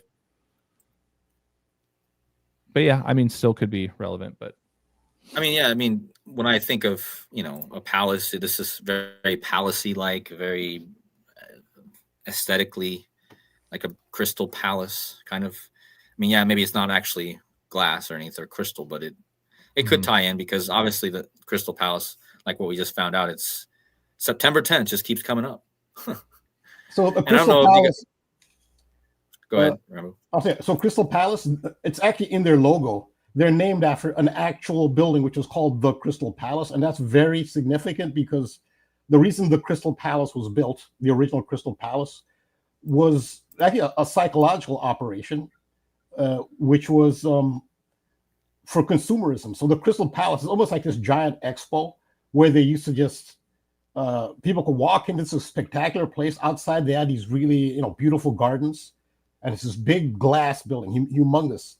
And it was done for this is a key moment in establishing the consumerism. It's a psychological operation. And it was actually the brainchild of Edward Bernays, who's that's it, who's the cousin of Sigmund Freud. And it was part of a psyop, and it has a big influence on the world today as far as consumerism. And we're talking about the world of matter and the underworld. Consumerism is such a big part of that. That's what the Crystal Palace originally was for. It's a very significant building in history. Mm-hmm. Interesting.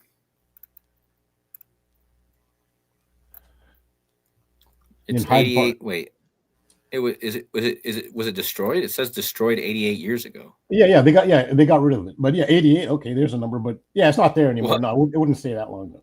Well, that's interesting too because think about it. 88 years ago, 1936. That's the year Pope Francis was born.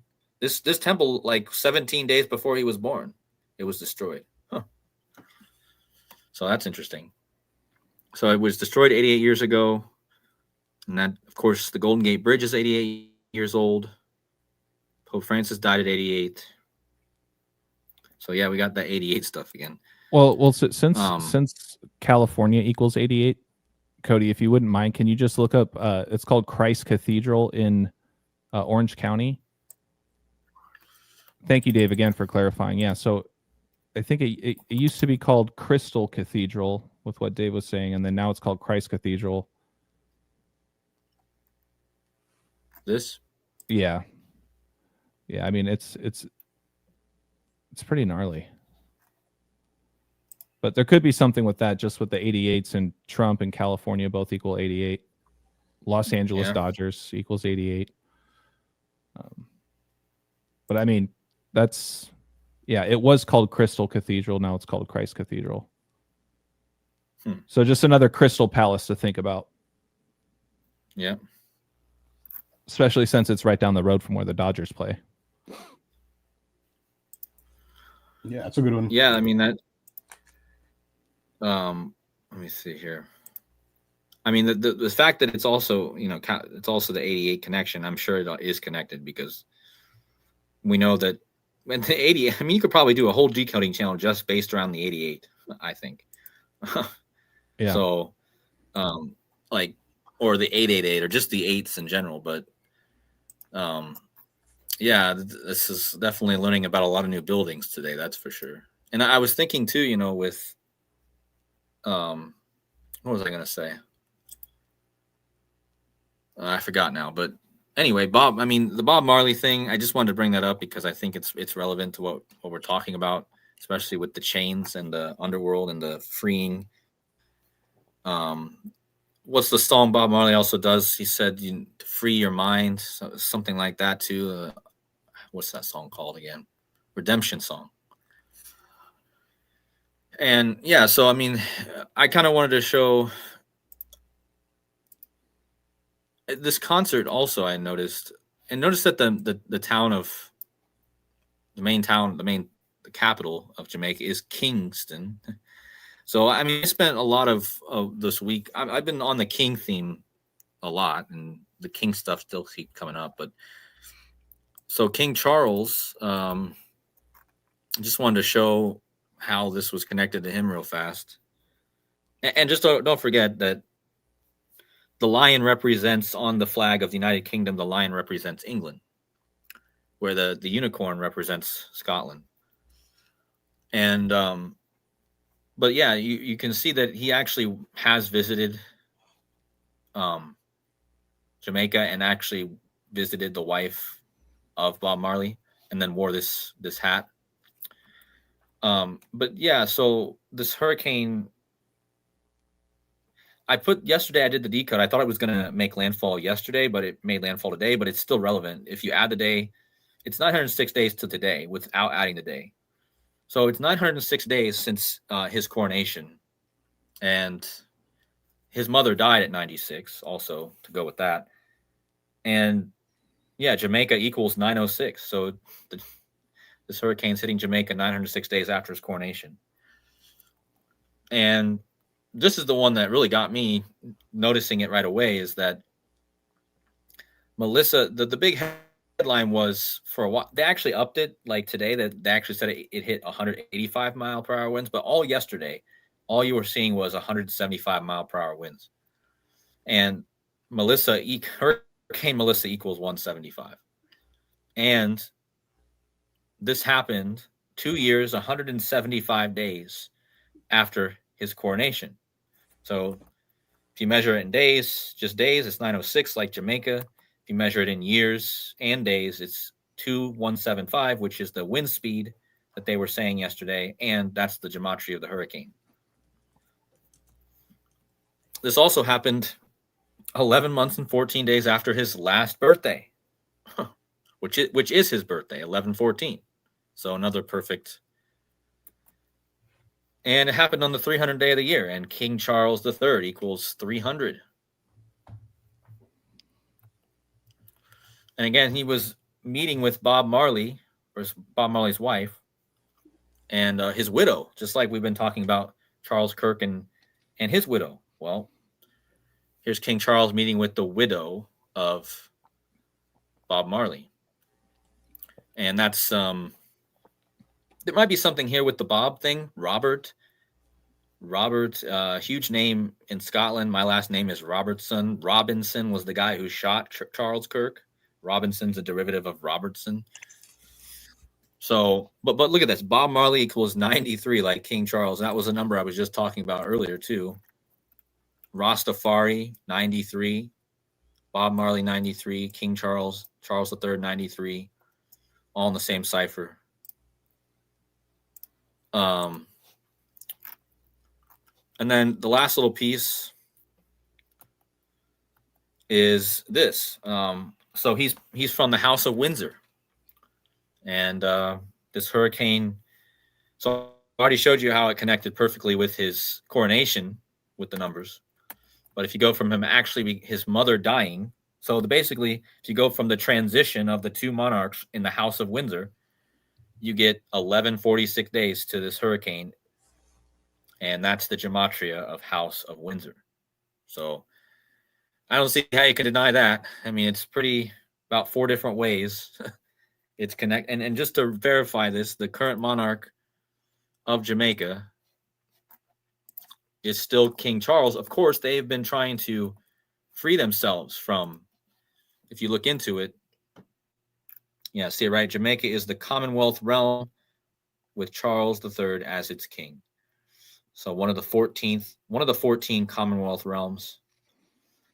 Now, the Governor General to King Charles is an interesting name and makes me think a lot more about the Bills again, because the guy who is the statesman, or the guy who leads this or connected with the United Kingdom, his name is Patrick Allen. And if you guys know anything about football, the quarterback for the Bills is Joshua Patrick Allen. So I don't know if that's not the biggest clue. It certainly doesn't make me flip from the Chiefs or the Colts. Those are my 2 biggest things. There's also a lot of connections with this hurricane and when it's doing, because with the Chiefs just won last night. The Dodgers won last night. Both like the dynasties right now. There's a lot of connections with the Chiefs for the Super Bowl, but of course the Colts I'm still looking at, and the Broncos, but the Bills are still in there. Those are my 4 teams in the AFC. The NFC, I really like the Lions a lot still, but yeah, Sir Patrick Allen, and then you got Joshua Patrick Allen of the Buffalo Bills. And the Buffalo Bills have the same colors as Crystal Palace. That's interesting. But yeah, that's kind of all I have with the King Charles connection. But then just going back to the coat of arms for United Kingdom. And, we touched on this last week, and then I started looking into the Chronicles. Somebody did a decode on the Chronicles of Narnia, and I realized how it was super connected to what we talked about last week with the Alice in Wonderland, because in the Chronicles of Narnia, he actually puts in, C.S. Lewis actually puts in a unicorn. There's a unicorn in the thing, and then the main character of that series is the lion, Aslan. And like, here's another one. Aslan, who is the main character, he is the symbol of Jesus in that show. Like, that's what C.S. Lewis even came out and said. And notice how Aslan equals Jesus in 2 ciphers. So there's just more proof that they clearly use gematria. I mean, the guy picked the name for the lion in the show to be a representation of Jesus, and it just so happens that his name equals Jesus in 2 ciphers. Not only that, but he's in that show, he's the beast. He's the king of the beasts, and Aslan is a dang near it's a perfect match to beast.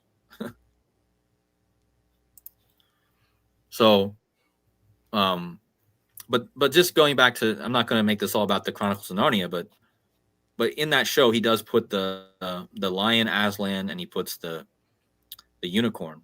So this is more, and what I find interesting too is the motto of this is the Dio et mon droit. And I just find it interesting that if you look at those letters, you can spell Detroit with this with these letters. Like I just see Detroit in there, especially the last letters. It looks like Detroit. So I'm seeing like the Lions, Detroit, versus the Bronco or the Colt. And then the line on top, like there's also the line on top. But yeah, that's just kind of, I'm going to have a whole decode on this probably, but this is kind of just a sneak peek. I don't know when I'm going to release this, but I think this is definitely kind of going back to what's going on with this Jamaica thing too, because the lion, I showed you the Bob Marley song.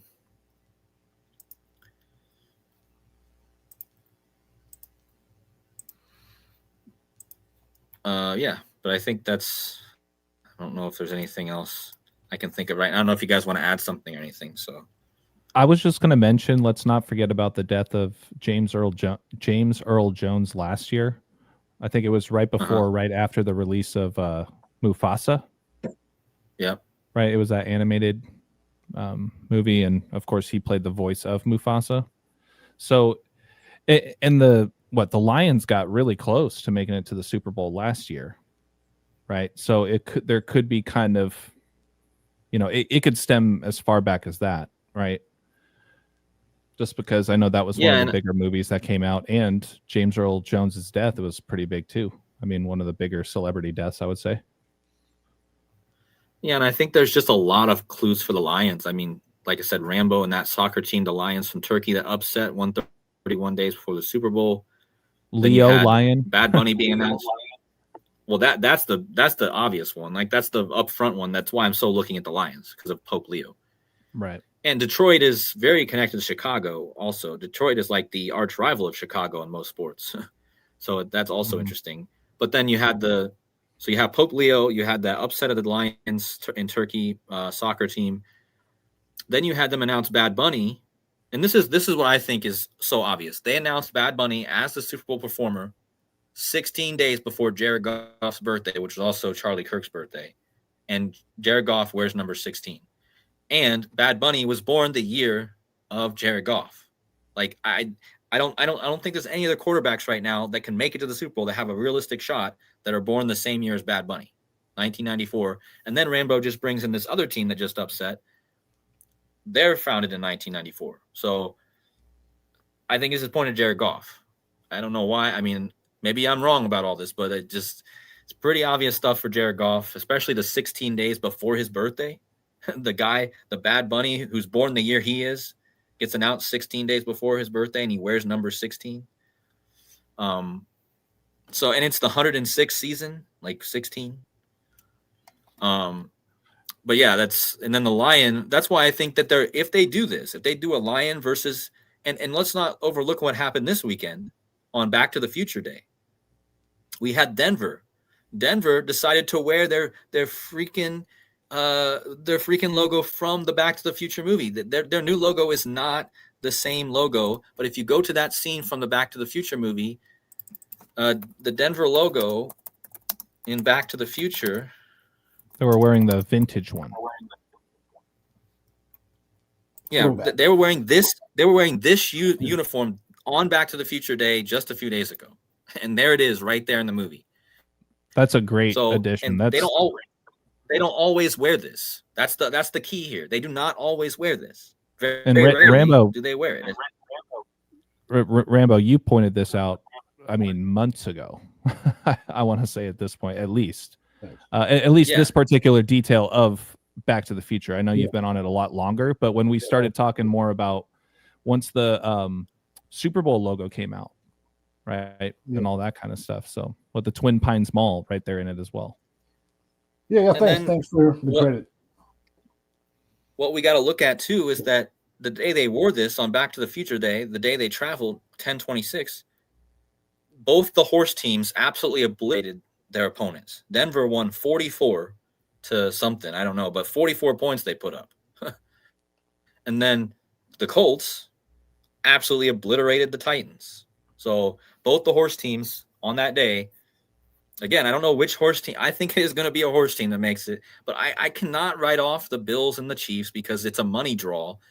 Putting Mahomes in there, putting Josh Allen in there, I just can't write that off. But versus putting Goff or Daniel Jones, like far as money and as far as just logic, you would think that they'd put Josh Allen or Mahomes again. But who wants to see Mahomes again? I certainly don't. I hate that guy at this point.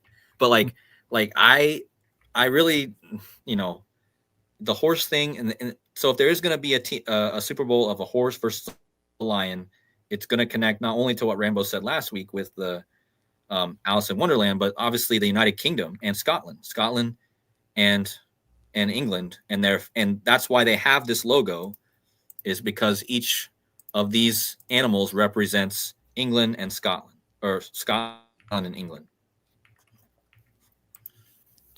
And the reason another reason Scotland chose the unicorn is because the unicorn was able to beat the lion in mythology. That was the mythology of it. And the unicorn is actually the symbol of Scotland. I did not know this. And I should, because I know my Scottish history. I want to go to Scotland and meet my clan. There's in Scotland, they have clans. It's a very big thing there. The Robertson clan, which actually comes from the Donegalide. I can't even say it very well, but it actually draws from the old Robert the Bruce, the freeing Scotland from the fighting Scotland against England. But they chose the unicorn because apparently in the mythology, the unicorn could defeat the lion with its one. And this is going back to the one world thing I was just talking about. The one world, the unicorn, the U, the U. Rambo's been talking about the U. So the Colts have the U. They have the circle, right? Because they are Circle City. That's their name, their nickname. And they have the U symbol. And then they also have the horse symbol with the unicorn, like a one world order. Like that's what a lot of this points to, is this one world. If I can throw uniting the one kingdom. thing, yeah, if I can add one thing I just looked into, we were talking about Denver, right? The Broncos for a second. They're doing pretty well, but I wouldn't say that they're necessarily a favorite to make it to the Super Bowl. In other words, there's still some good value on them overall. But I was looking into their quarterback, Bo Nix, and he went to Oregon, who has that green and yellow color background. And so he could technically be another example of a green and yellow kind of upset thing, at least along the way in the playoffs, where Bo Nix has a playoffs, he has a great performance, however far he gets, but he's that underdog in each of those matchups, being, having worn the green and yellow prior, right? I think that's a great green and yellow, because the green and yellow sometimes is occulted, like I showed with Manchester United, who wear red and black, but it's an occulted green and yellow because those are their original colors. Yeah, so sometimes the green and yellow, like you just pointed out, it's a little below the surface, but yeah, it's a possibility. Yeah, he was also an Auburn Tiger, right? So I don't know exactly what I'm assuming it looks like he got drafted coming out of Auburn, but maybe he started in Oregon. It was one of the two. And I told you guys last week, I think that if the Colts and Broncos meet again in the playoffs, I think the Broncos will beat the Colts, because the Colts got lucky this year when they beat them. The referees gave their kicker an extra shot, the Colts. So it was a 1-point win. It was just literally a 1-point win on a last-minute field goal where the referees, the Zebras, gave the Zebras kind of like a horse. That's why I say that. But yeah, gave them another shot to win, and they won by 1 point. It was a lucky break. And then that kicker that made that against the Broncos, he got hurt.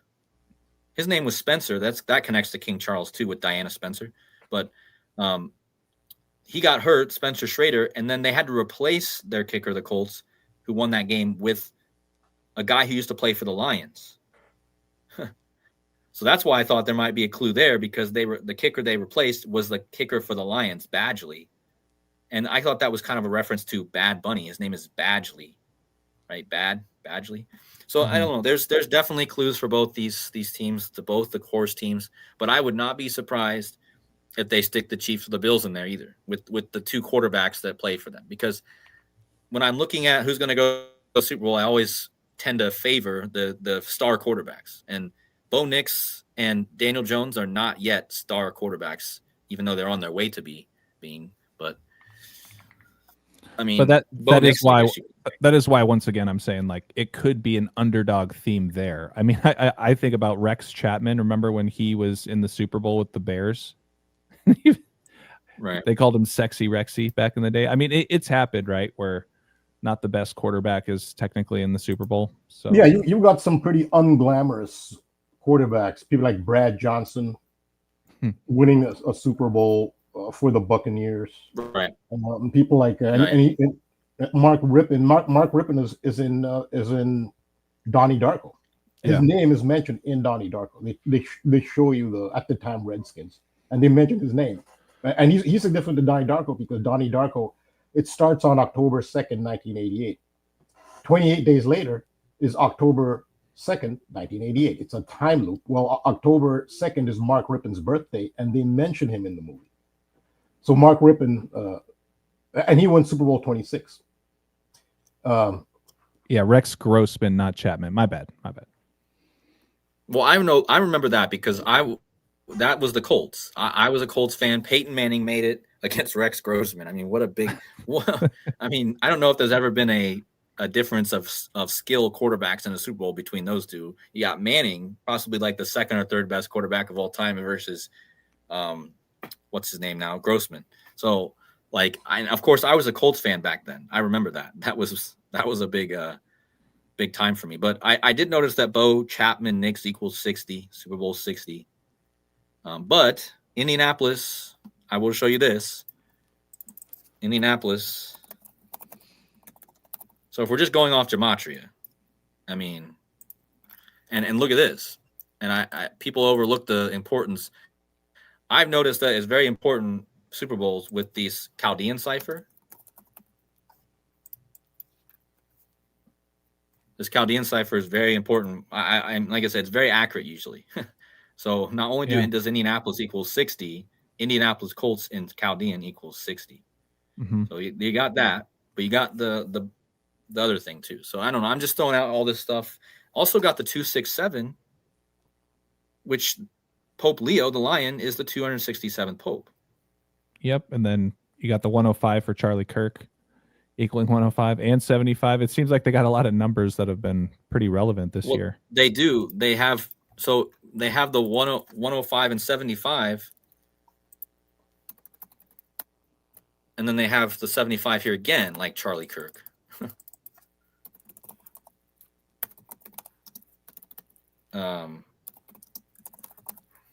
Yeah. Whoops. So they have, well, so first of all, Charlie Kirk has the 60 like Indianapolis in the same cipher, has the 105 like Indianapolis Colts, and has the 75 like Indianapolis Colts, and the 192 like Indianapolis Colts. Wow. I didn't even notice all that. Like, look at that. That's pretty crazy. Like, okay. That's not only like, if we're just looking at basic gematria, which sometimes fails us, we can't always rely just on that, but there is a lot of connections with the big story, Charlie Kirk and the Colts. I mean, it makes me think of like a Colt 45, and Trump was number 45 before he was 47, and we talked. And we talked about the correlation between. I mean, Kodi said there must be a big sporting event happening today because it was not today, but at the time, because it was 131 days before the Super Bowl. That's when I said, well, I think it's the big game in sports is the Champions League game in soccer between Galatasaray. They upset Liverpool. And how Liverpool, they're tied in. Liverpool, that's the home of Echo and the Bunnymen. They did Killing Moon. But the star player there, he's very significant, I've done several decodes on him. Victor Osimhen, he scored the winner there. But he wears number 45. So it's a really, really super unusual number for a soccer player to wear. Well, just like Michael Jordan wearing number 45, right? When he played briefly. Yeah, I forgot about the Jordan 45. That's a good one. And this guy, Osimhen, he plays with a Batman mask, even though he doesn't need it. He had a facial injury 4 years ago. He doesn't need the mask. They make him wear the Batman mask. So he's a really significant guy. But yeah, that's the 40. Yeah, you're right. Michael Jordan 45. I thought The 45 is a significant number there. And Daniel Jones the is from 23 Charlotte. million. That connects to Michael Jordan too. There you go. And Charlie, as we know. Right. Yeah, right. well, Yeah, Jordan, that's the big thing. That's the big thing too, is that Charlotte is named for Charles. So you got the quarterback of the Colts from Charlotte right now, and then like the Indiana Jones thing is the other big thing. Like this, and I'm gonna have a decode on the Indiana Jones thing connecting to this game that's going to be on November 9th, which is also a huge ritual, as me and Rambo have mentioned. But like like just Daniel Jones himself being born on the Golden Gate Bridge birthday or opening day too. Like, so I don't know. Like, there's just a lot of. It's hard. This is the first year I've really put a lot of energy into trying to predict the Super Bowl, because I guess it's just because my team growing up actually has a shot. When I didn't even think at the beginning of the year there was ever going to be a shot. Not that I root for them, but I mean, I still have a special place in my heart for the Colts in a way. But I know it's rigged. So, but it would be. And the other thing that's going with this team is they have a woman as their general manager, and she's like, they're always showing her on the field taking notes. Like, she's also a big part of this. Like they say that she's on the field actually being like interactive with the game. Right. So like it's interesting what they're doing with that as well. And they have the big U symbolism.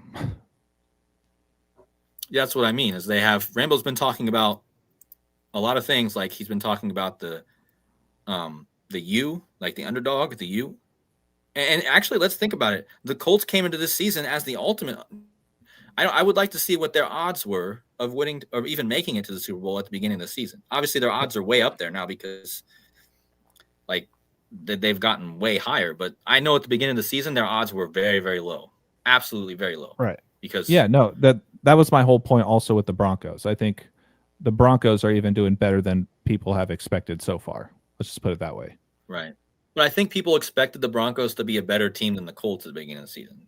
I personally, I think that I wish I could go back and look at the actual like rankings or the odds at the beginning of the season. There's a way I can do that, but yeah, you can find that. But yeah, they have the U, they have the Circle City, and I'm just wondering if it's kind of all about this coat of arms. That's why I'm bringing all this up, because I'm just wondering if it's connected to this coat of arms about England, how it's everything that's been happening has been connected to King Charles. So, and then, again, we talked about this last week with the Alice in Wonderland thing.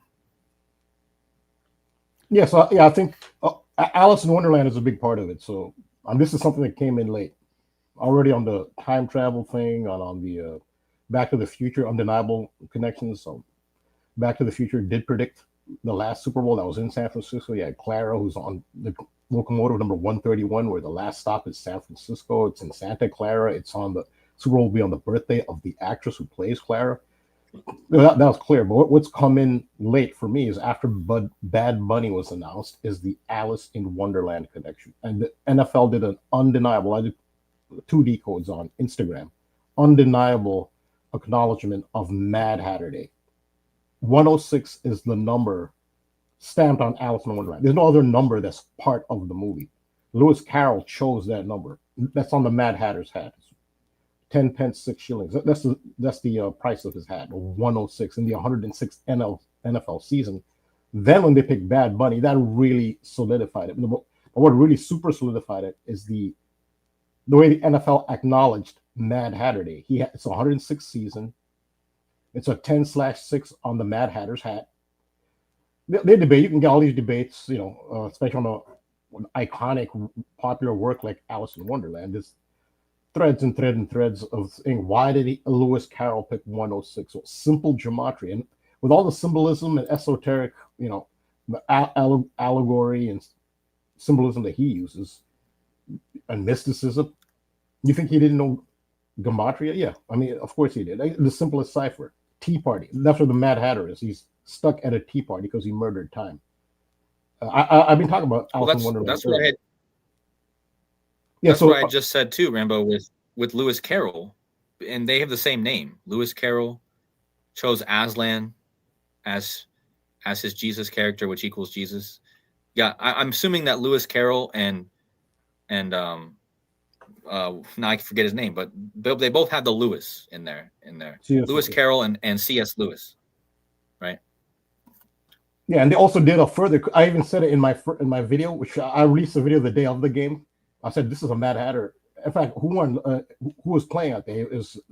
It was the Jaguars, whose quarterback is Trevor Lawrence. And what's his birthday? It's Mad Hatter Day. It is Trevor Lawrence's birthday was on that day, October 6th, which was Mad Hatter Day. That's the number on the hat. So of course they had him win against Patrick Mahomes and his connection to Wonder.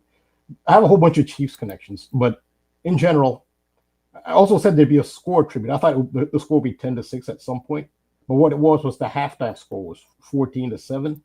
That's the again simplest cipher.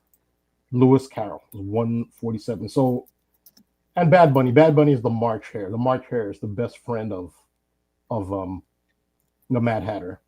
Bad Bunny was born in March. The March Hare has a crude straw hat on his head.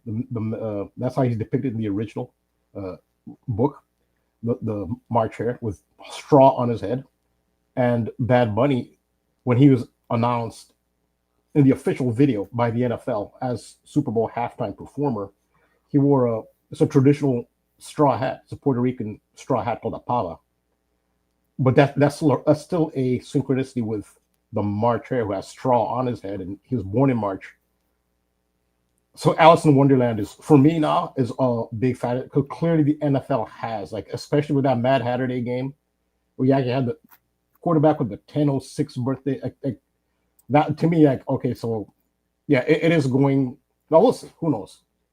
But it's a factor. It's a bigger factor than. And of course, the common thread is that bunny theme that brings in, back things we talked about, back to time travel anyway, because the Mad Hatter he murdered time, and time is frozen at Look at that 6 p.m. Look at that. Johnny Depp played the Mad Hatter. He equals 106 and 322. That's a good one. So, yeah, and Johnny Depp is actually has the same birthday as Michael J. Fox, right? Yeah. June 9th. Oh, wow. So there you connect, there you're connecting those movies. Yeah, I think like we're narrowing it down that these movies, like we've got the Donnie Darko connection, of course, we got the Back to the Future, and now we're bringing in this Alice in Wonderland thing. These seem to be like the main movie connections to this whole theme. And yeah, Johnny Depp, probably a big character to look into here, considering he played the Mad Hatter. So the thing that brings he had all that. Yeah, I'm sorry. I'm saying the thing that brings them all together is the theme of time. What do all those things have in common? It's time. It's all about time. Yeah. Yeah. Yeah. Well, Bo Nix is born on the 25th of February, for what it's worth. Time equaling 25. But that's a very small detail. Yeah, that is interesting that he's born on 2/25, 2025. We're in. Yeah. I mean, the Super Bowl will be technically in 2026, but it's the 2025 season, but it's right? 2025 year, yeah. Yeah. But like I'm just wondering, maybe there is a June 9th, 1963.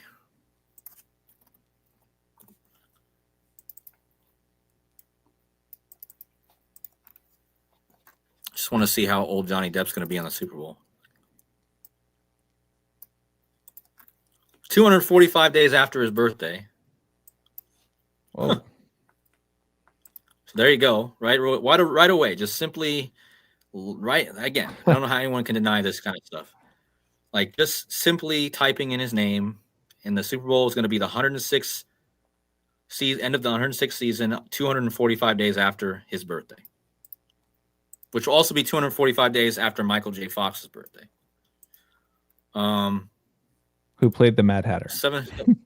Oh wow, look at this. That's interesting. He'll be starting his 753rd month. That's the time on the clock in Back to the Future. 7:53. Right? Doesn't the clock on Back to the Future show 7:53 p.m. or 7:53 is the time on the clock because they're set. Yeah. Yeah. They're 25 minutes behind. Right. So he'll be entering his 753rd month of life. That's what I mean. Like that. There's your Yeah. Back to the Future connection with him. Wow. And then, and yeah, let's Jeez hold on. Louise. Let me just check with him and Jared Goff, who's my. Just want to see if there's a connection. I these are all puzzle pieces to me. That's why I look at this stuff. Wow. Okay. 100. Okay, so Goff is born 128 days apart from him. Oh, boom! There you go. He'll be so Goff was born on his Mercury birthday. They share a Mercury birthday, the 88. Wow. So there you go again. So Mercury has an 88-day orbit. That means these two guys, Goff and Johnny Depp, are born on. They share a Mercury birthday. Every 88-day span, they land on a Mercury birthday. So that's his 126. So Goff was born on his 126th Mercury birthday. And remember, this is obvious too, because remember when Bad Bunny was announced as the performer, he was exactly 131 Mercury years old. That's how you know they're using Mercury years, guys. There could be no doubt about that. We have to look at this stuff because look at Bad Bunny, right? March 10th to the day he was announced on September 8th, 2025, September 28th. Bad Bunny was on his 131 Mercury, which means that that was Johnny Depp's Mercury birthday, right? No, it doesn't. I have to look, but what's the chances that Bad Bunny was announced for the Super Bowl, which equals 131, on his 131st Mercury birthday? I mean, come on. Chances of that, 1 in a million. Yep. So that's how you know they're using Mercury. And now we find out that Johnny Depp, who plays the Mad Hatter, is going to be on his Mercury birthday on the Super Bowl. Mercury is related to the Mad Hatter. The reason that hat makers are associated with madness is because they used to use they don't have modern day knowledge and safety standards. They used to use mercury in the hat making process, and that used to cause brain damage. And that's actually, so mercury is, that's actually how hatters they gained the reputation of having mental. It's mercury is directly related to hat making, the metal, the chemical mercury. And mercury also is on a more esoteric level and more allegorical level, mercury is the psychopomp. It's the guide from the above world to the underworld. And I've talked about that. And that's actually, if you want to go super deep, that's what Alice in Wonderland is about. And mercury is the guide to the underworld. But that's Mercury's direct tie to the whole theme of madness and hat making. And of course, you can think of who are Mercury symbols. Patrick Mahomes. Mercury rules Gemini and Virgo. Patrick Mahomes, I've demonstrated several times, he's a Mercury symbol. That's also a consideration for. What's Daniel Jones's zodiac? Gemini, right? Okay, so he's Mercury too. Yeah, he's Mercury. Bo Nix is born February 25th, so that's what that's Pisces. Aquarius. No, you're right. Yeah, sorry. Yeah, Pisces. Sorry, Pisces. I was gonna say my mom's born the 24th of February. I know she's a Pisces. I mean, it depends on if you're looking at sidereal too. If in sidereal, it probably would be Aquarius, wouldn't it? Yeah, in sidereal. No. Yeah, that's what it is. But like another interesting thing here. So when Bad Bunny was announced as a Super Bowl performer on his 131st Mercury birthday, Johnny Depp was 258 Mercury years and 60 days old. Like Super Bowl 60. So Bad Bunny was announced for Super Bowl 60 on Johnny Depp's Mercury 60 days after his Mercury birthday. So that's pretty interesting too. I like to usually just use when they land on actual birthdays, but I've also noticed that you can also look at these extra days after, because Cody, I mean that if seems you pretty don't, interesting. yeah, no, Go ahead. I couldn't agree more. I wanted to ask you, how do you toggle to turn on this particular part of the Gematrinator tool? Like when you're in It's the over day here on the calculator, right. Oh, okay. It's on the right. There's a blue arrow. You click it, Yeah. and then you show planets, and then Okay. and then it'll show it right here. Okay, perfect. All right. I just haven't toggled that yet. I was trying to figure it out. Appreciate it. So let me check. Check something here with.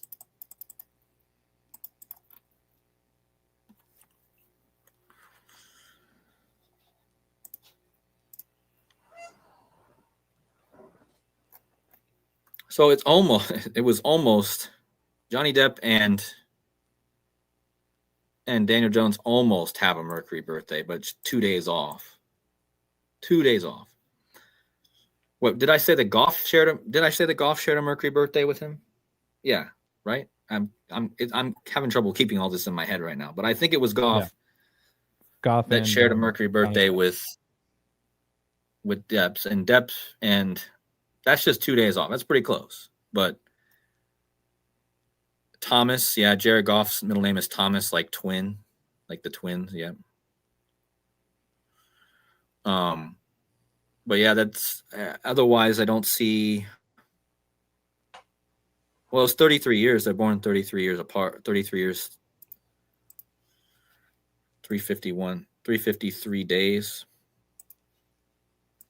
But yeah, I mean, let me just try Mahomes, because as much as I hate to do it.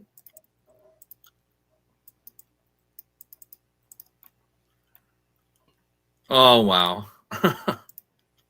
There you go. It might be Goff versus Mahomes.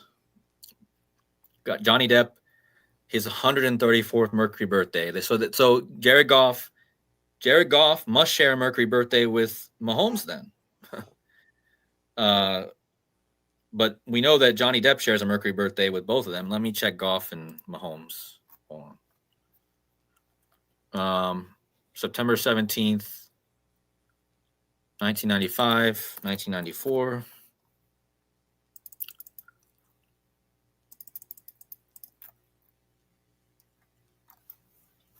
Wait, what was the...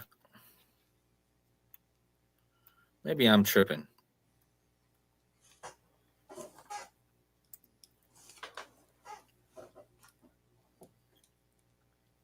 I don't see... I'm a bit confused now what I just did. Because that is Goff's birthday. Hold on, let me just check from Depp again. Because I thought that Depp...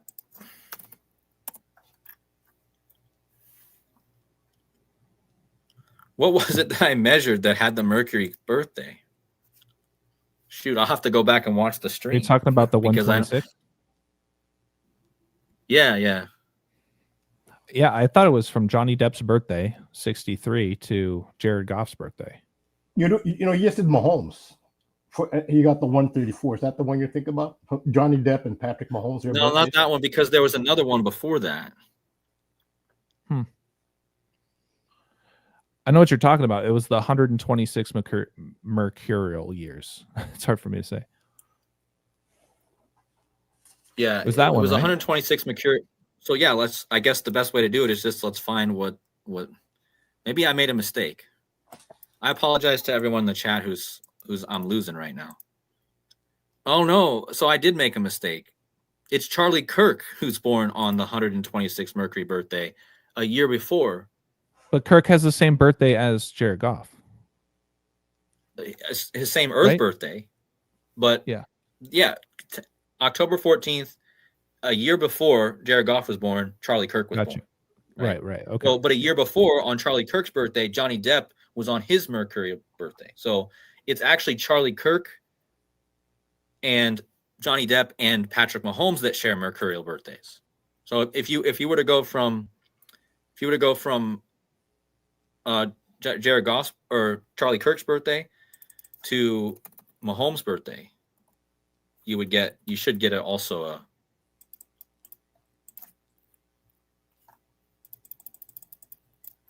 yeah 8. How about that? So Goff, or no, so Charlie Kirk, Mahomes, and Johnny Depp all share a Mercury birthday. And as if you want to pull up the comment in the chat from Casey Jones Astrology, he's always talked about how September 17th, which is Mahomes' birthday, is the most mercurial date on the calendar. And I forget now why he says that. I'm sorry, Casey, but I know you've told me probably many times, but I forget exactly why you say that. But I know you've told me that. So one of the things might be, he might have more to this, is that Mercury is 41, and they use 41 in a lot of, which I think that's in the reverse Pythagorean. Mercury is 41, and that 41 is used a lot. Like a bunch of examples. The Mercury Rules Transportation, the Federal Aviation Authority was founded on, that's not anyway. But so Mercury Rules Transportation, and 41 was all over 9/11, which is all about transportation. And the Pentagon. The Pentagon was groundbreaking for the Pentagon. Building for the Pentagon started in 1941, in the year 41, which is part of 9/11. On September 11th, it's let's see, Al Qaeda is 41, in Gematria USA is 41. Mercury was on the eastern horizon when 9/11 started, and the 41st prime number is 179, and that's 17th September. Oh yeah, yep. I'm trying to give context to why 41 keeps coming up with Mercury. Now you see that with Kobe Bryant, he's a Virgo, and that's the Federal Aviation Authority connection. The Federal Aviation Authority was established and has the wing of Mercury. Was established on the 23rd of August, which is in Virgo.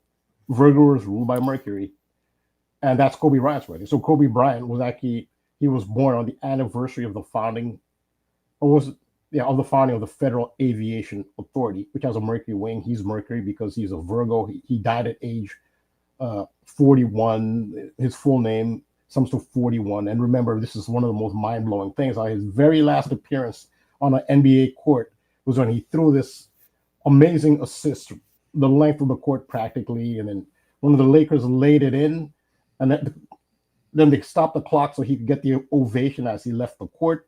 The clock stopped at 4.1 seconds. That's 0.1. That was mind-boggling, and that's the Mercury 41. Kobe Bryant is Mercury. He's a Virgo. So yeah.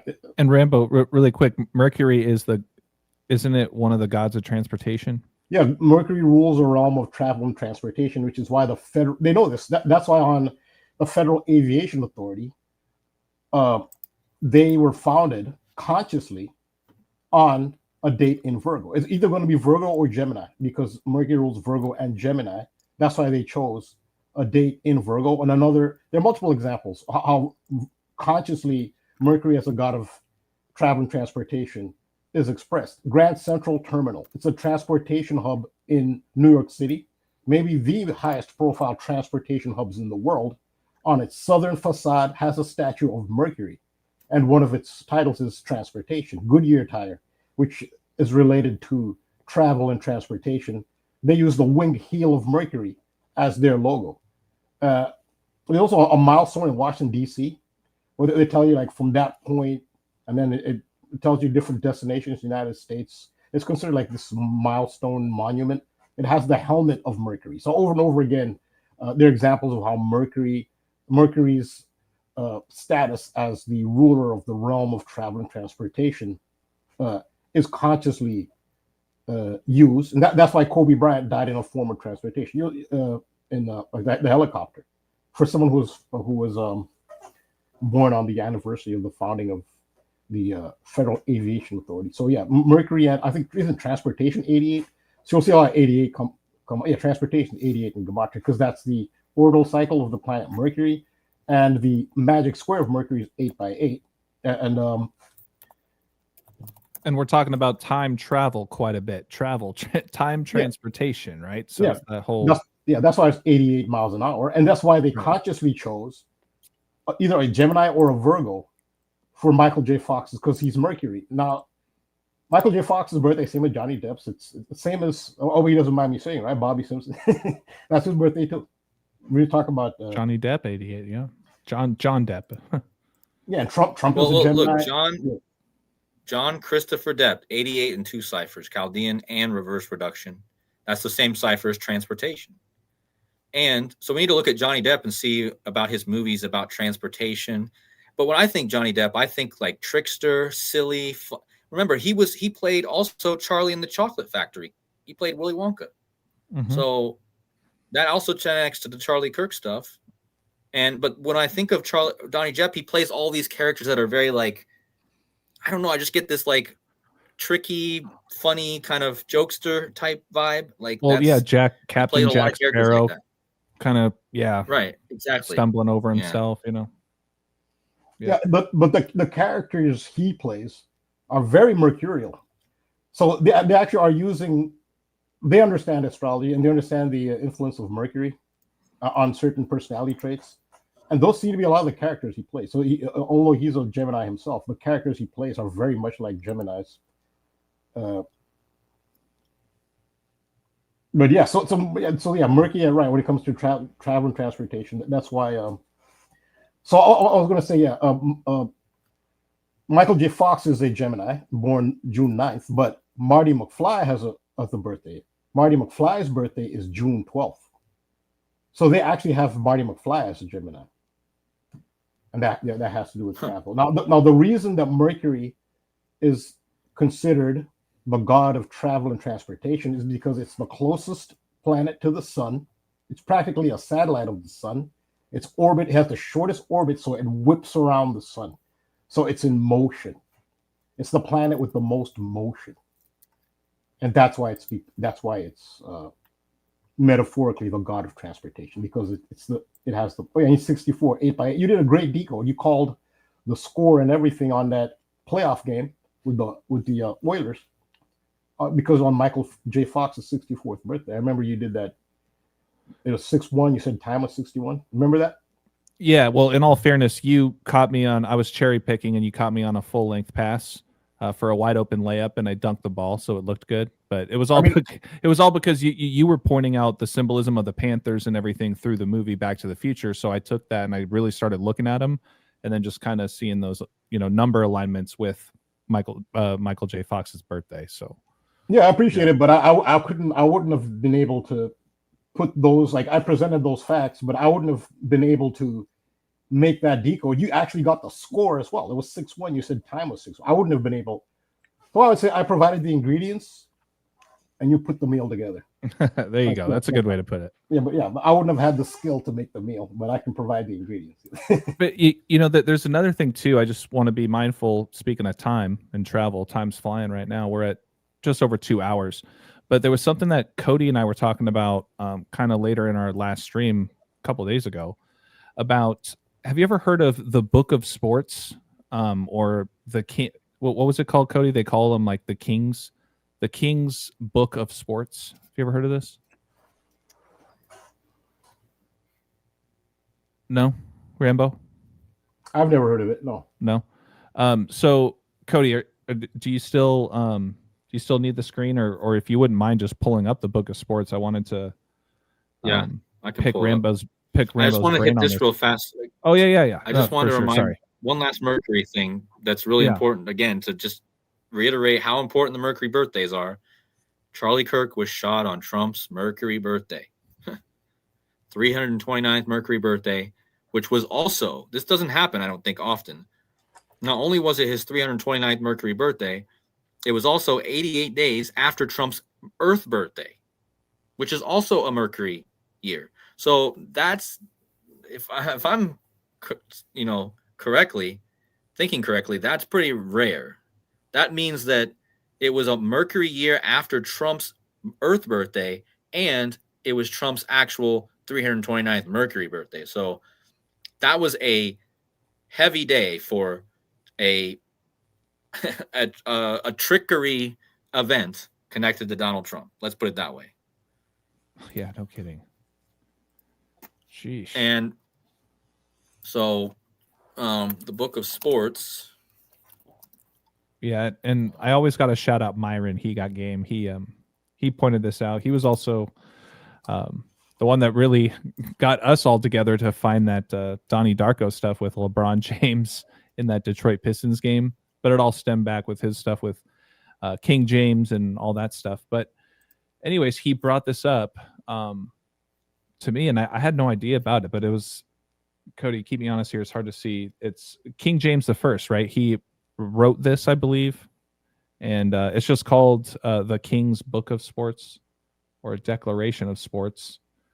And yeah, I was actually looking into it on eBay. There's a couple copies out there that I might try to get my hands on just to have a physical copy of it. But from my understanding, when I kind of looked into the summary, it has a bit to do with, whether or not essentially sports were allowed during the Sabbath, right?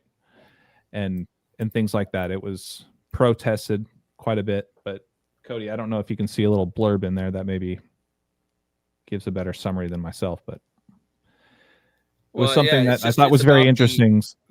Sorry, go ahead.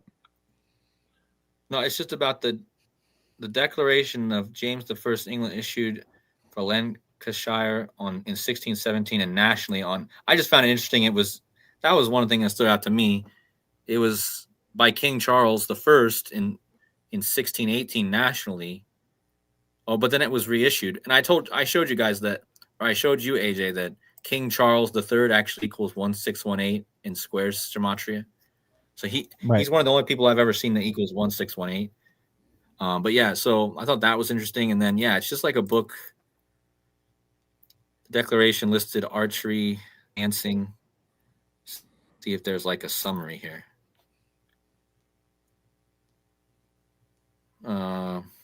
Doesn't really say a lot about it, really. Yeah, hence why I want to actually open it up and read it. But yeah, since it's a pretty old book and it has to do with a lot of the folks that tie up in with the Bible, and with a lot of the content that I look into, sports related. So yeah, it was originally the declaration was by King James. And then it was his son that reissued it. Now, did they determine? Like I said, this Charles theme. Go ahead. I want to say, did they determine that sports were permitted on Sundays and holy days? I think so. Now, this is significant. This is significant too because there'll be games on Christmas. Now, there are games on Christmas. Is a big day for sports in the United States, and I think Broncos and Chiefs. There's 6 teams, I think, playing this Christmas. That would tie into this. Christmas is the ultimate holy day in the West, anyway. So yeah, this ties into the Christmas games. Yeah. So here's what I pulled. I just did a quick Google. It says the King of Sports, or the Declaration of Sports, was an order by King James I of England, later reissued by Charles I, that permitted certain sports and recreational activities on Sundays after church, such as dancing, archery, and May games. Yeah. So I remember you saying something about the May games. It reminds me of what they do in Germany with the May poles. They put these big, tall poles up on May 1st. It's basically on that. It's basically connected to Walpurgis Nacht and all that other stuff. But yeah, but it's only those sports then: archery, dancing, leaping, and vaulting is what this says. Yeah, and it says, and quote, Britannica says, for having of May games, Whitsun, ales, and Morris dances, and the setting up of maypoles and other sports therewith used, so as the same may be had in due and convenient time without impotent or neglect of divine service, and that women shall have leave to carry rushes to church for the decorating of it. but they were saying that bear and bull baiting, interludes, and I don't know the English in here is okay, and bowling were not permitted. Really? Bowling? Yep, bear and bull baiting, interludes, and bowling. But prohibited bear baiting. What is that even? And was intended to know. resolve. That's hunting, basically. Yeah, bear and bull baiting. It's like bait, but when you fish, baiting is hunting. Yep. This was because there's a story in the news in England on baiting. Somebody getting arrested for fox baiting in an illegal area. Even today, it's not a term Americans use, but it's basically related to hunting. Yeah. But they still use it today in England. I wonder when this is published. Like, could we get an actual date? Well, October 18th says October 18th, 1633. It was issued by Charles I. Okay.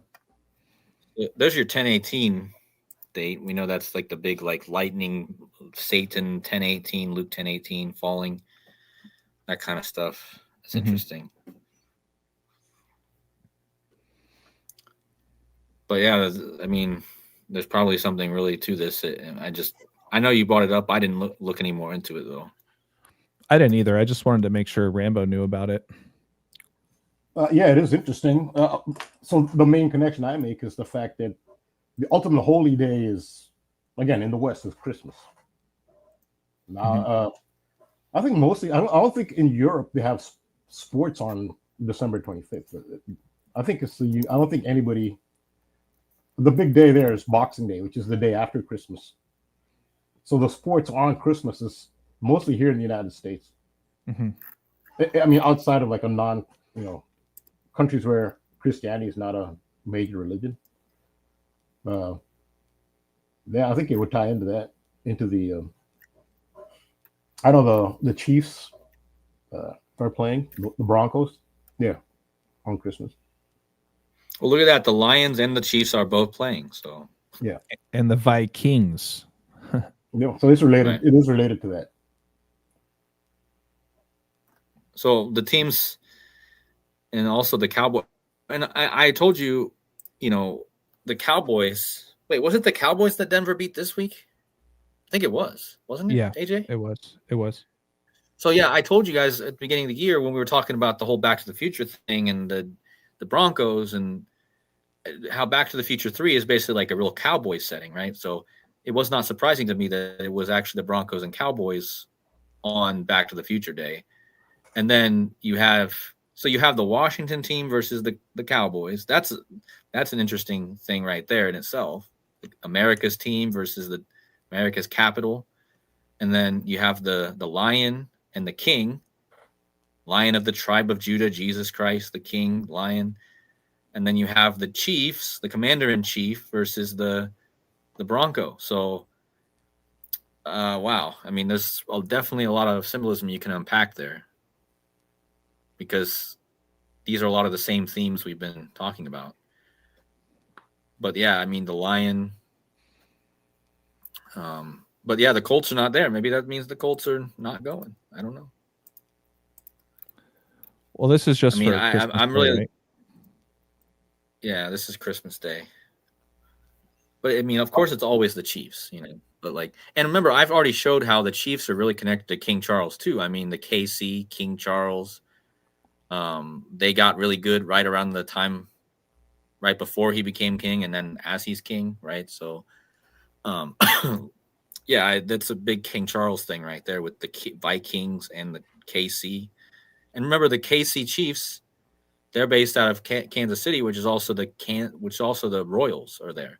And I actually had put together a decode a few months ago showing how crazy the Kansas City Royals are connected to King Charles. I never released it. I can't even remember what was in it, but I know that, yeah, definitely a huge King Charles thing there with the Chiefs and then the Vikings. And then the Lion, as I've mentioned, the Lion does represent England on the coat of arms of United Kingdom. and then of course the horse theme, year of the horse. And of course, the first game is more like which one? Like when does it officially become year of the horse? The year of the horse is, I think it's on Michael Jordan's birthday. Oh, is it? Year of the horse start date.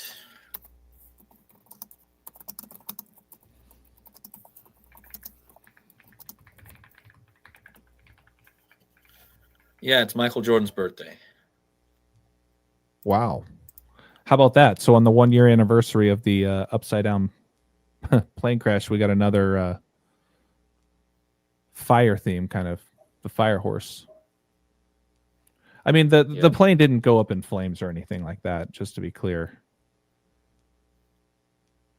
That might have been connected. Yeah, in retrospect, that might have been connected to the Super World Series with Toronto. Yeah. And remember where Drake was. He was in the upside down country. Mm-hmm. But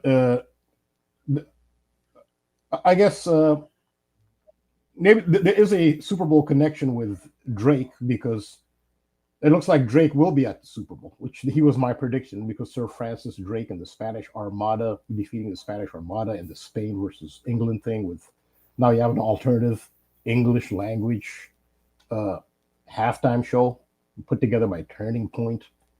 But Drake will be there. He's going to perform with Bad Bunny. So Drake, the Toronto ambassador, that's where the upside down plane flip happened. But of course, it won't be the year of the horse yet. Of course, when there's the Super Bowl. But the Drake Toronto connection is there at the Super Bowl halftime show.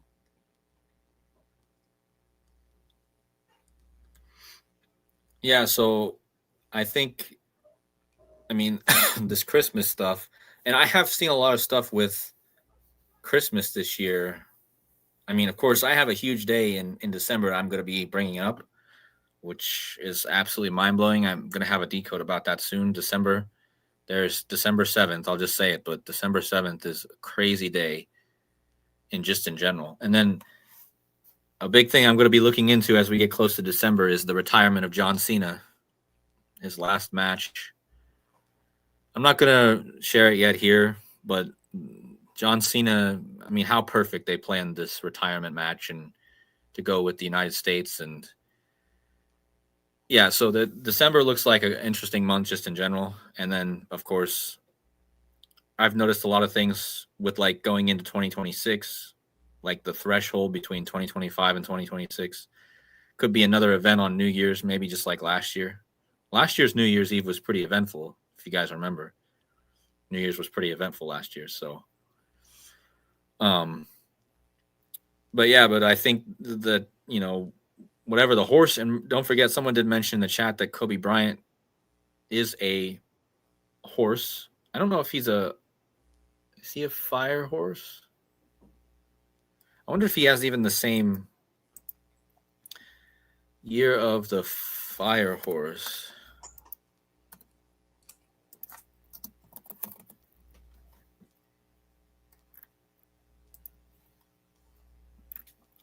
Um,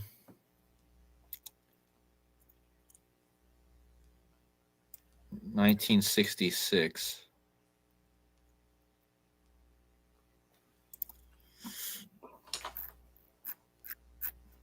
I don't know why it's showing it so.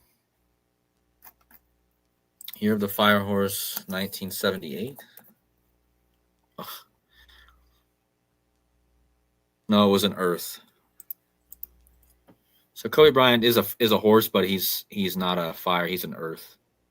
So I don't know how that might connect, because we are talking about the plane crash exactly 1 year before the horse starts. And then that happens on Michael Jordan's birthday, who of course is connected to Kobe Bryant, who died in another airline crash, but he's a horse. So I think it's pointing to the markets again, personally, something with the markets. Because basically, if you study one of the big channels on YouTube, Waters Above Crypto, who basically just decodes market. I've been watching him for 5 years, and he's shown that the year of the snake or the year of the horse is not a good financial year. Let's just put it that way. So it could be really, and it's basically following the same pattern as what happened in 1965 and 66. Like they just repeat the patterns so the 1966, if I recall, it was not a good financial year. That was also the year that trying to think about that year. There's not a lot I think of when I think of that year, but I do think of Trump's grandmother or Trump's mother or grandmother died, right? Said 66. So yeah, I think Trump's grandmother died on 6/6/66, didn't she? I have to verify something that. like that. Well, the Church of Satan was founded in 66. Oh yeah, that's the big one. I can't believe I knew that, but I totally didn't think of it. Yeah. The NBA was founded in 66 too, for what it's worth. Yeah, see, she died June 6, 1966. 6666. And by the way, shout out to Myron again. He's pointed out that this was, I think it's the 66th year of the Lakers being in Los Angeles. And I believe the NBA schedule was released on, I don't know, Magic Johnson's 66th birthday. Is he 66 now? Or does that sound too Magic young? Johnson? Yeah. I don't know. Yeah, he's 66. Yeah. So that was another big connection that Myron had. So that to summarize, the NBA schedule was released on Magic Johnson's 66th birthday this year. And this is as the Lakers are entering their 66th season in Los Angeles before they moved from Minneapolis. Uh-huh. And LeBron James equals 66, Lakers 66, right? Charles 66. Mm-hmm. Yeah, so there is another big 66 when you consider what actually is the biggest sporting event in the world. The World Cup, the quadrennial World Cup of soccer, will be in the United States, Mexico, and Canada, but mostly United States. That's where it'll be opened. I think, I don't know where the opening, I guess it's here. And the final will be here. 1966 is big because the inventors of football, England, have only ever won it once, and that was when they hosted it in the year 66. I'm not a sports predicting channel. I'm not. I think England will win it. I don't go by what I say. It's just your opinion. Yeah, no. It's just your opinion. It's all right. Yeah, so don't get mad at me if you throw money. And plus, you're not going to make that much anyway because they're one of the favorites. They're stacked. They don't have too many weaknesses. Their team is stacked. So it's not. You're not going to make that much anyway. So if they don't win, you're not going to lose much. Unless you go nuts and I want to make money, and you're going to have to throw a lot of money at it. So you're going to make money. Yeah. I think England will win it. I think so. 66 being a fire horse year, then another World Cup on another fire horse year, that could be a good omen for England, who is my pick. And I think they will. There's a good chance. I think they'll meet Spain again. Not maybe in the final or maybe in the semifinal. I think they'll meet Spain in either the semifinal or the final because of this revenge Spain versus Spanish versus English theme that's been going on. It's completely manufactured. And part of the reason it's manufactured with the Super Bowl halftime show with an alternative English language halftime show to protest a Spanish language Super Bowl halftime show is because this is not the first time we've had a Super Bowl Spanish language halftime show. And people forget because no big deal was made about it. It was Super Bowl 54 in Miami. I think Jennifer Lopez did sing in English, but it's mostly songs in Spanish with Shakira, and Bad Bunny was there as well. This is Bad Bunny's second, and he was there performing in Spanish. It was mostly in Spanish in Miami in Super Bowl 54. Everybody forgets because nobody made a big deal of it. So this is all fake. It's manufactured.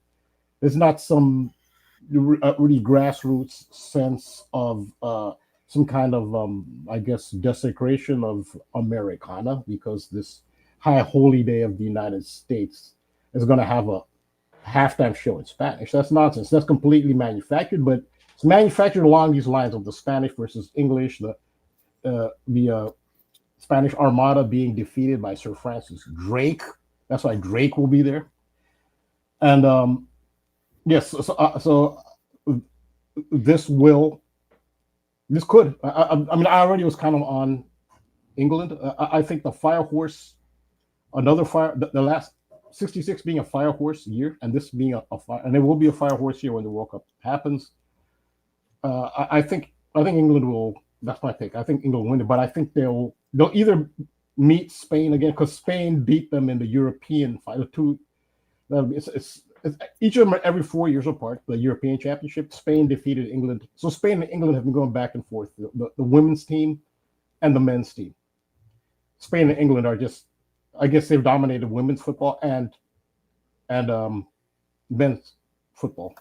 And so, and another thing too, the name of Sir Francis Drake's ship was the Revenge that defeated the Armada, and Spain has been getting the best of England. So maybe this is too obvious. It almost looks too obvious to me, but Spain and England and Revenge, it almost looks too. Maybe they'll even play in San Francisco. But that's what I see along those lines. Rambo, did you say that LeBron had some type of ownership in a English? Was it an English soccer team? Yeah, in Liverpool. In Liverpool. Okay. Yeah. The reason I ask is because once again, Myron, in kind of all of his King James stuff he's been talking about, he's the one that pointed out the 66 stuff with Magic's 66th birthday, right? Lakers 66 season in LA, etc. But he also pointed out the address of the old Forum. So the old Forum where the Lakers and Magic used to play, I believe their opening date or their founding date is LeBron's birthday. So it has the same birthday as LeBron. We got LeBron with, the King, etc., with ownership in Liverpool. But the address is 3900 West Manchester Boulevard. So kind of that England connection again as well. I just wanted to throw that in there. Yeah, that is interesting. That's very relevant because the team that LeBron James, he partially owns. They say his I guess the value of his share it has skyrocketed since. It's basically so his managers who own the Red Sox, Fenway Sports Ventures, they're the ones who gave him the deal. He doesn't care about soccer. I mean, he doesn't. He did some embarrassing things when he first owned it. Like he didn't know anything about soccer. Somebody should have coached him better. He really embarrassed himself. He doesn't care. I mean, he's there for the money, for the investment. They estimated it's worth $100 million now. It's 3%. I don't know if it's changed, but it's just a small little chunk, and it's already skyrocketed to like $100 million worth. But so interesting. I like to look at. There's been a lot of parallels between English soccer and the Premier League. They have a partnership with the NFL. I mean, so I look at who's playing. So on Super Bowl Sunday, it looks like, since you mentioned Manchester City, who's a team it's been in recent years, they're the most dominant team. They're playing Liverpool, who are the reigning champions. I think that game will have a lot of parallels with the Super Bowl. It's Liverpool versus Manchester City. And also, I mean, I apologize to people who are not sports fans. I try to make sports interesting to those who are not sports fans. Sure, it ties into mythology and the news. So I kind of do apologize. I try not to do I'm not a sports channel. So hopefully we haven't lost too many people who are not sports fans. This is kind of feel a little apologetic. This is kind of a little kind of sports centric, but nonetheless, that's the game. Manchester United, Liverpool, LeBron James team will be playing in Manchester team on Super Bowl Sunday. It's going to be a huge game. It's almost like a mini Super Bowl.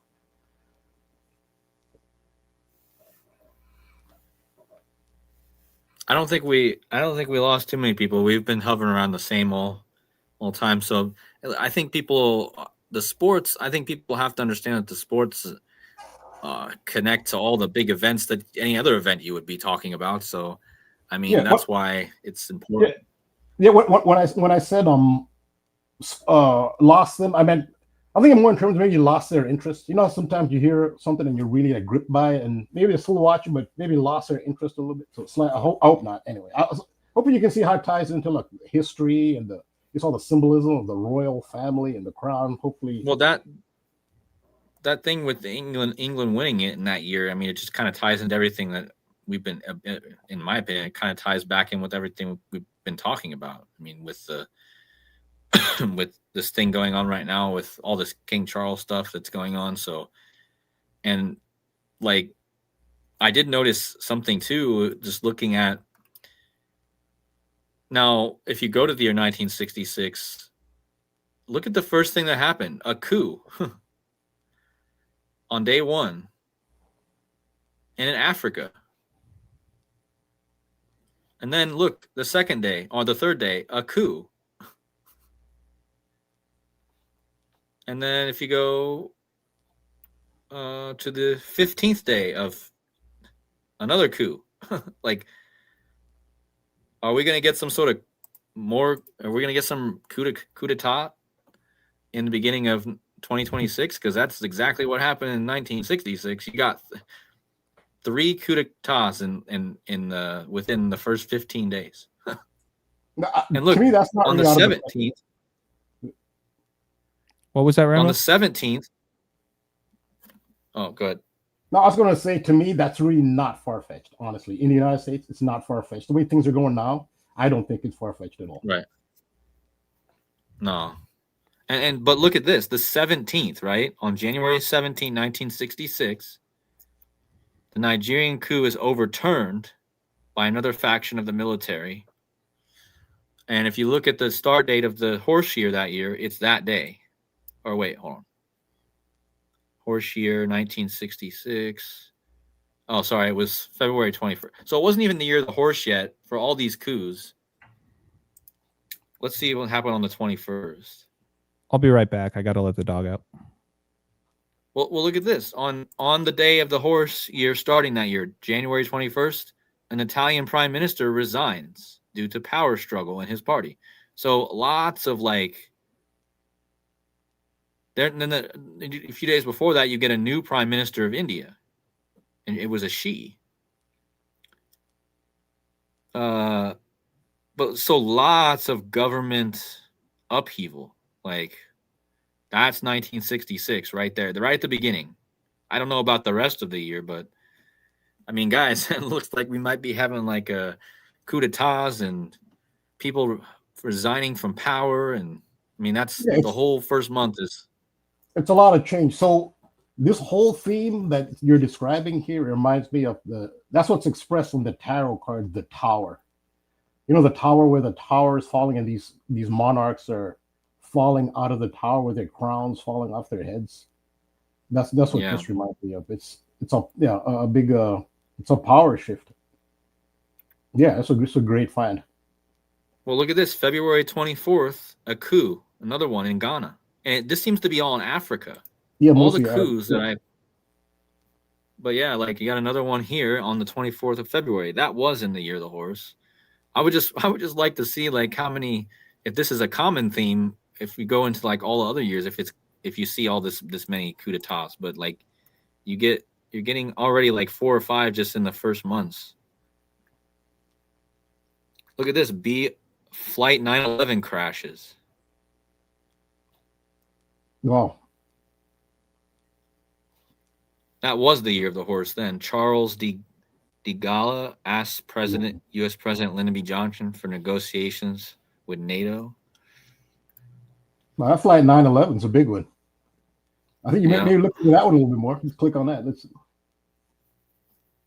March 5th, 1966. See that when I see 53, that's a big number for the Chariot. So we talk about Mercury and transportation, but the Chariot is a big one, and 53 is all over the Chariot. The plane is a Chariot. So another thing, I mean, not to get into it here, it's a whole nother decode. The fire horse. So the Chariot symbol is also from the Greek god, the sun god Helios.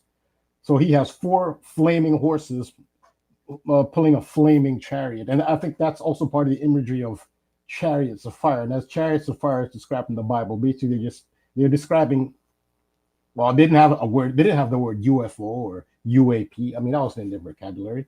They're describing vehicles in the sky, UFOs basically. I think this is also indicating, not to get too much into this, UFO disclosure in 2026, which it's been building up. The UFO, and yeah, they might do some fake stuff as well, but there's fake stuff and there's real stuff. And I think that's going to be big in 2026 too. That's what Chariots of Fire is about. And the Fire Horse, to me, that's perfect for UFO disclosure, just the symbolism. And 53, that's the chariot. Yeah. Yeah, well, that's definitely interesting because we're talking about like there's already been some guy, one of the government guys already came out. Was it Rubio said they had seen or had flying? I don't know what Rubio, I can't remember what he said, but I know he came out and said something. Yeah, so there have been so far multiple whistleblowers. There is an avalanche of whistleblowers, so they're not blowing the whistle because they will not blow the whistle until they get immunity. So that's like the big thing that's holding it up. They say is immunity, but there have been a lot of whistleblowers who come forward, and the Congress has several hearings on it. And in the hearings, this is established. I know it's hard for some people to grasp. It's pretty much established at this point. The United States, and not only the United States, I mean the other governments, but speaking only for the United States, and they've had hearings on this already. Not only has the craft, actually has them, and they've back engineered a lot of the craft. So most UFOs that they see are actually back engineered. They're actually man-made, but back engineered from actual craft. So when they see these vehicles, things moving like at ridiculous speeds and making 90 degrees, those are more than often those are man-made back engineered craft. But they also have retrieved bodies, some which are not alive and some which are alive. They actually have live intelligent beings. They actually have them. I mean, I understand someone says, no, I'm only going to believe that when I see the concrete proof, but they have. There's an avalanche. So anyway, I just want to say that in 2026, I think the UFO disclosure is going to be big. And I think the Fire Horse, that symbol, I think that represents it more than anything. That's Chariots of Fire. And the whole narrative of Chariots of Fire is basically about UFOs. That's actually what it is. But in the language of the ancient Middle East, like you don't want to say UFO, you'll say Chariot of Fire. That's gonna be big in 2026, I think.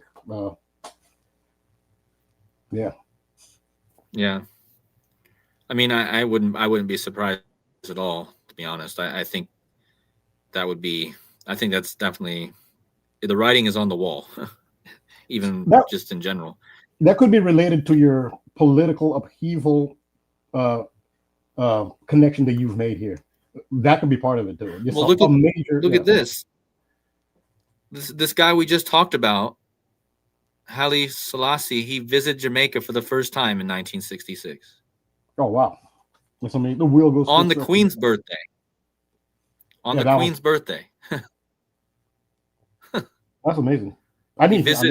He visited Rasta leaders for the first time in Jamaica on April 21st, 1966. Wow. I didn't even know about that one. An artificial heart is installed in the chest of Marcel de Ruyter in Houston. An artificial heart. That's a big one. Which one was that? Just to add to my love themes this year. What was that? So on the Queen's birthday we're looking at 1966 because that's the year of the horse. So on the Queen's birthday, Queen Elizabeth's birthday, April 21st in 1966, a artificial heart was installed in the chest of Marcel de Ruyter in Houston. That's interesting too because the Pope also died on 4/21, so that's interesting. You know, Pope equals heart in gematria. Artificial intelligence connection, maybe artificial heart. Yeah, and I mean that ties right in with what Rambo's been talking about for a while about how that's one thing that AI can't replicate is emotion, right? Yeah. That artificial love. And look at this too. The day before this Selassie visited Jamaica, the opening of the Parliament of the United Kingdom was televised for the first time. So definitely definitely something there. And that might be maybe that's why this Jamaica thing's happening now, because it does tie to 1966 and they're pointing us back there now because I mean I didn't even know this, but of course it's this guy that he visited there. So that would have been Queen Elizabeth's 40th birthday. You know what I just thought of? The band Alice in Chains. When we were just talking about with the Chains themes, right? And the slavery themes, and then the Alice in Wonderland themes. It almost makes me wonder if there's a big chain connection there, just with that band. Because then it kind of then makes me think of Ozzy, right? Like Alice in Chains, isn't that kind of a similar similar type of group? Maybe not. I don't know. Yeah. That's someone more in the chat might be. So Alice in Chains, like I was saying, Alice Wonderland is the underworld. It was originally going to be called Underland. Lewis Carroll originally named it Underland. It's about the underworld. This is the underworld. And remember how earlier on I talked about how the underworld is associated with chains. Very often Hades or Pluto is depicted with chains, and how the wrestler Hercules, his prop was chains when he came into the ring. So Alice, which is the underworld, Chains is also related to the underworld. Those are both like underworld. But Alice in Chains is a very dark kind of, all their imagery was really dark. I didn't see, unless I missed it, I don't understand all this. I didn't see too much positive. Yeah, they're pretty satanic, like Ozzy as well. Yeah, well, I mean that's kind of my point. So like with the death of Ozzy, I don't know, maybe there's some sort of tie-in with there. I'm sure there's some history or background about where that name exactly comes from. But I'm just thinking with the themes that we've been on, it just made me think of like, isn't there a band called Alice in Chains?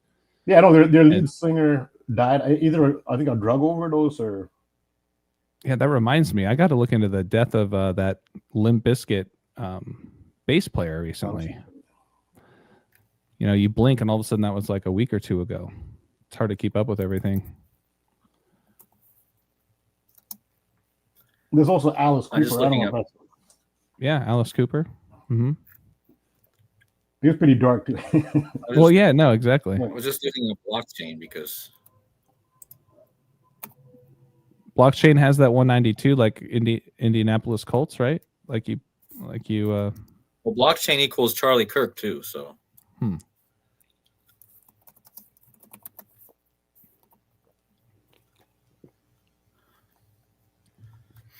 Yeah, 82. There's somebody in the chat mentioned that because that's the 421. The Queen's birthday is the 82nd prime. So that 82 is interesting because that does connect to 421 is a huge day. I mean, the Queen died, Prince died, the Pope, the Queen's born, Prince died, the Pope died. Rome was founded 421, they say. So that's a huge day. But yeah, I mean, just going back to the chains thing, I'm sure it has to do with blockchain because that's the time we're in right now. The time where they're going to try to implement blockchain and all that stuff. So, but technically, some crypto is called blockchain. Some of it's not technically blockchain. Bitcoin is blockchain, but XRP, for instance, is a distributed ledger. So it's a bit different. But yeah, so. And then I guess just to wrap this section up here, it just seems like there is a lot of government stuff in 1966, right at the beginning, a lot of coup d'etats, and then a lot of Africa stuff this year, it seems. Another African thing. And then, oh, look at this, the Detroit Red Wings lost to the Montreal Canadiens. Martin Luther King makes his first public speech on Vietnam.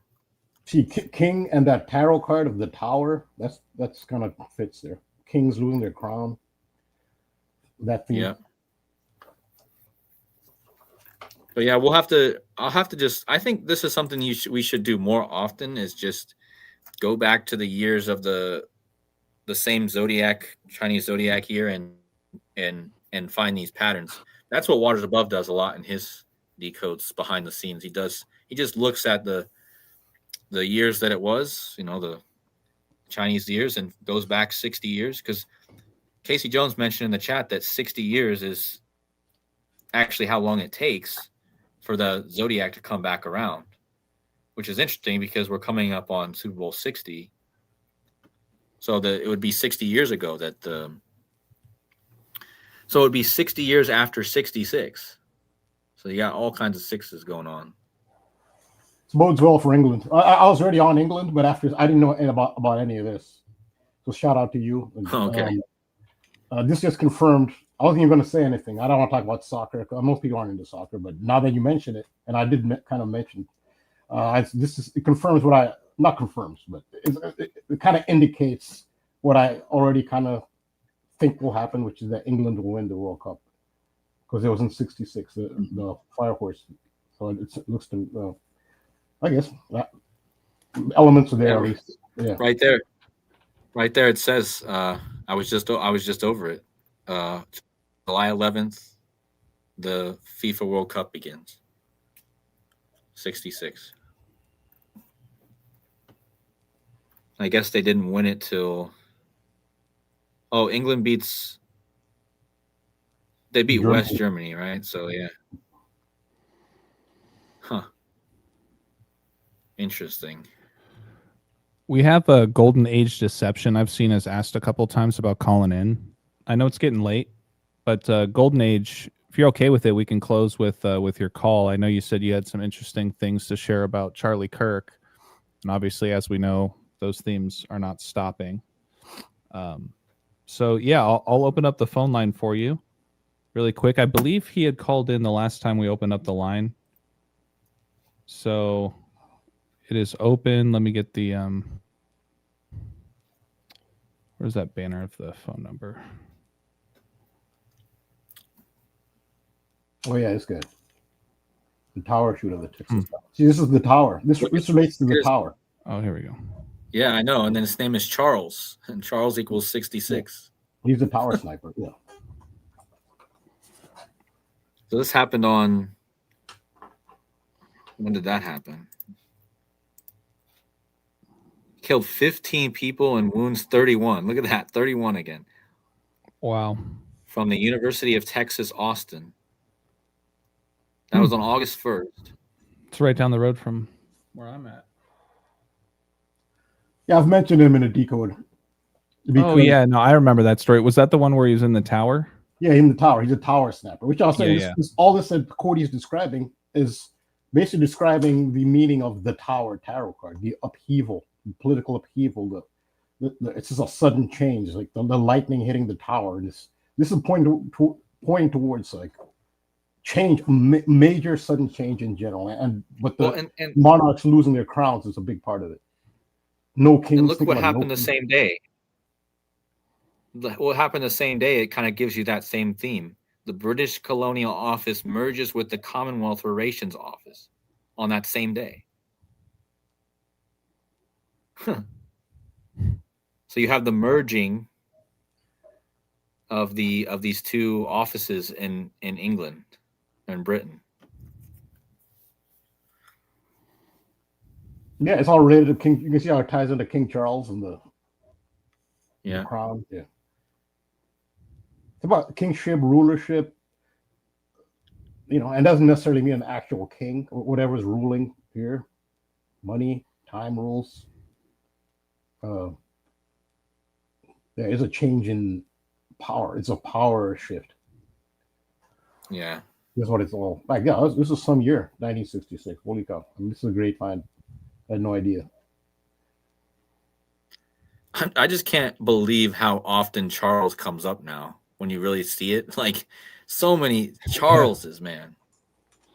And this guy again, the guy that kills people on the same day that the British things. It's like, and I told you I think that the Charles thing just goes back to like Freeman, and it's like just like what you pointed out, AJ, with Freddie Freeman having that home run yesterday to walk off. His name is Charles. I just think it's hilarious that Charles means free man. So in other words, his name means Freddie Charles or Freddie Freeman. Yeah. If you think about it, the names are interchangeable essentially. Yeah. And think about how we talk about the chain symbolism. The chain symbolism is the opposite of free man. So you're bringing up two separate popular codes that are the yin and yang opposite. There's free man and Charles, and then there's the chains, and they mean the opposite. The duality. Yeah. And I think that's what this hurricane hitting Jamaica is really all about, like the force of the kingdom hitting the slave nation. Like that's kind of what I'm getting from that, like that symbolism of what's happening. All right, so we have our caller. I'm not sure if this is Golden Age Deception, but appreciate the call. How you doing? Hello? Yes, hello. Is this Baltimore? Yes. All right, sweet, man. Yeah, am I live right now? Yes, you are. All right, sweet. Yeah, I accidentally did 939-3033, and that freaking led me to a freaking like sex hotline. It's like, Oh, shit. one for woman, press 2. That shit was wild. True story. Well, good to know. So yeah, make sure that you dial correctly. Yeah.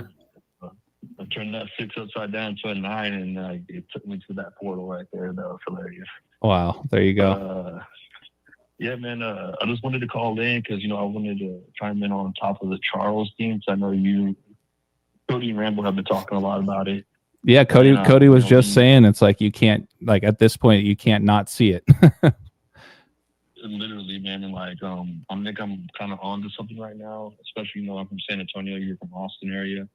And I just want to come in here and talk about the San Antonio Spurs and their connection with the whole, Charles and the 214 connection. Okay. I'd like to begin with, dating us back to Pope Francis, who died on the 111th day of the year, 21/4. Pope Francis equals 58, like San Antonio. And Pope Leo XIV equals 58 as well, who was, the replacement Pope to go on to be the 267th one. So basically, if we break down Greg Charles Popovich's full name, it equates to 214.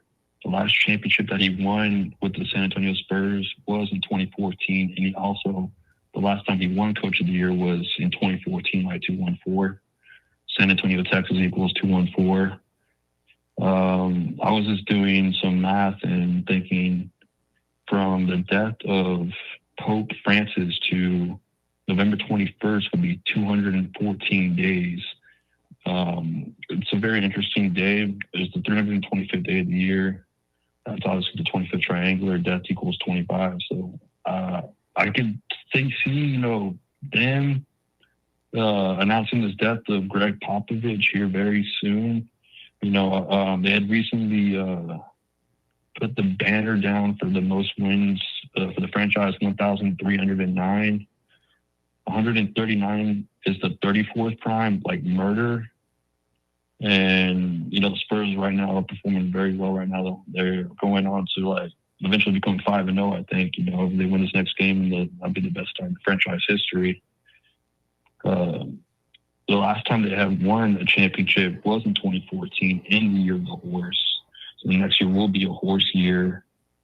Victor Wembanyama will be the ripe age of 22. Basketball equals 22. Also 68 and 94. 68 and 185, like how basketball is. And the basketball court is 94 feet long. So. Okay. Yeah, no, it's so I haven't looked into Popovich in a while, not since the 13-18-666 ritual a year or two ago. But you said his middle name is Charles? Yeah, yes, it's Charles. Mm-hmm. Wow. Kodi, Rambo, did you guys have anything else you guys wanted to add? Yeah. I mean, Spurs are a horse. I think that's the obvious one. Yeah. I wouldn't be surprised, if they could possibly win the championship this year and go back to back because the years that they have won it, 2003 was a GOAT year. They won it in 2003. And then they went on, obviously the previous time they won it in 2014 was the horse year. And, yeah, I mean, it's just like, San Antonio is like a highly ritualistic, city. Project Marvel 2 right now is in the works. It's just basically like a $4 billion infrastructure program that's going down to the downtown, and like they'll revamp it all up, add a new Spurs arena and everything, like really the Alamo Dome. And like, what better way for that to follow through? Because right now the city is voting for it right now. I think this is all buzz talk. Eventually it's going to go through. But like, let's say Greg Popovich does die, the Spurs go on to win a championship. Why not? Everyone will be in their feelings, and they're gonna want it and beg it here. This is all this kind of the city yachts right now. It's those Spurs. Yeah, it's interesting you bring them up just because I'm having flashbacks now, Kodi, of and Rambo when we were talking about all the Texas flooding that was going on in Kerr County and the Steve Kerr connections, and then that so on and so forth. And the Spurs definitely seem to be right in line with a lot of that stuff. Yeah, so Yeah, for sure. that's a big part of this year was one of the bigger things that happened. So one of the more obvious ones too, I would say. But another thing I wanted to mention is, I was looking into the Spurs the other night. I was looking at Wembanyama being from France. Of course, he got this huge.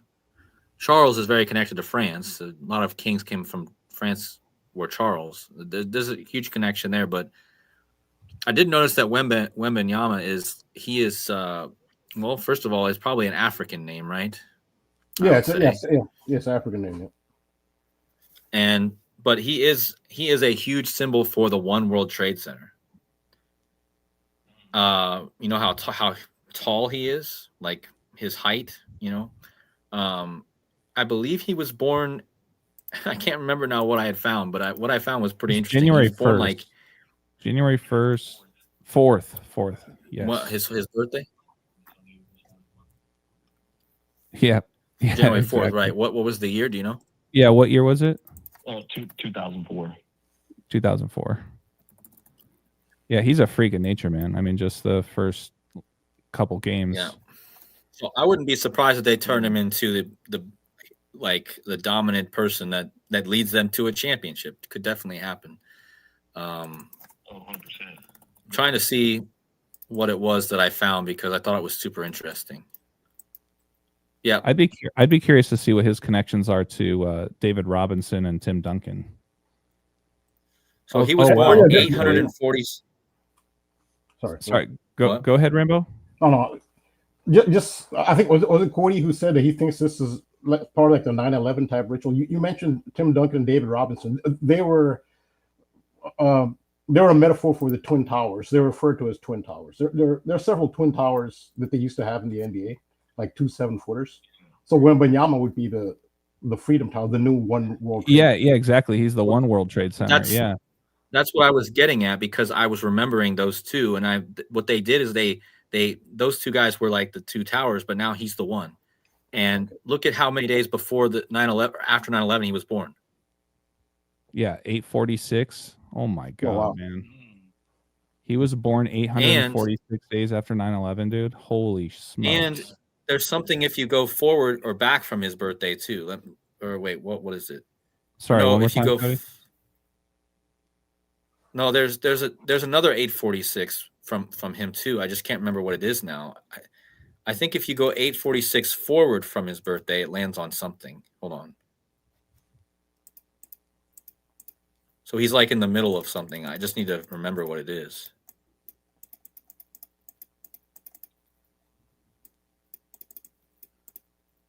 I thought it was funny. If you put the year of the Red Fire Horse in the EHP exception cipher, it equates to 217, like how the year of the Red Fire Horse begins on 2/17.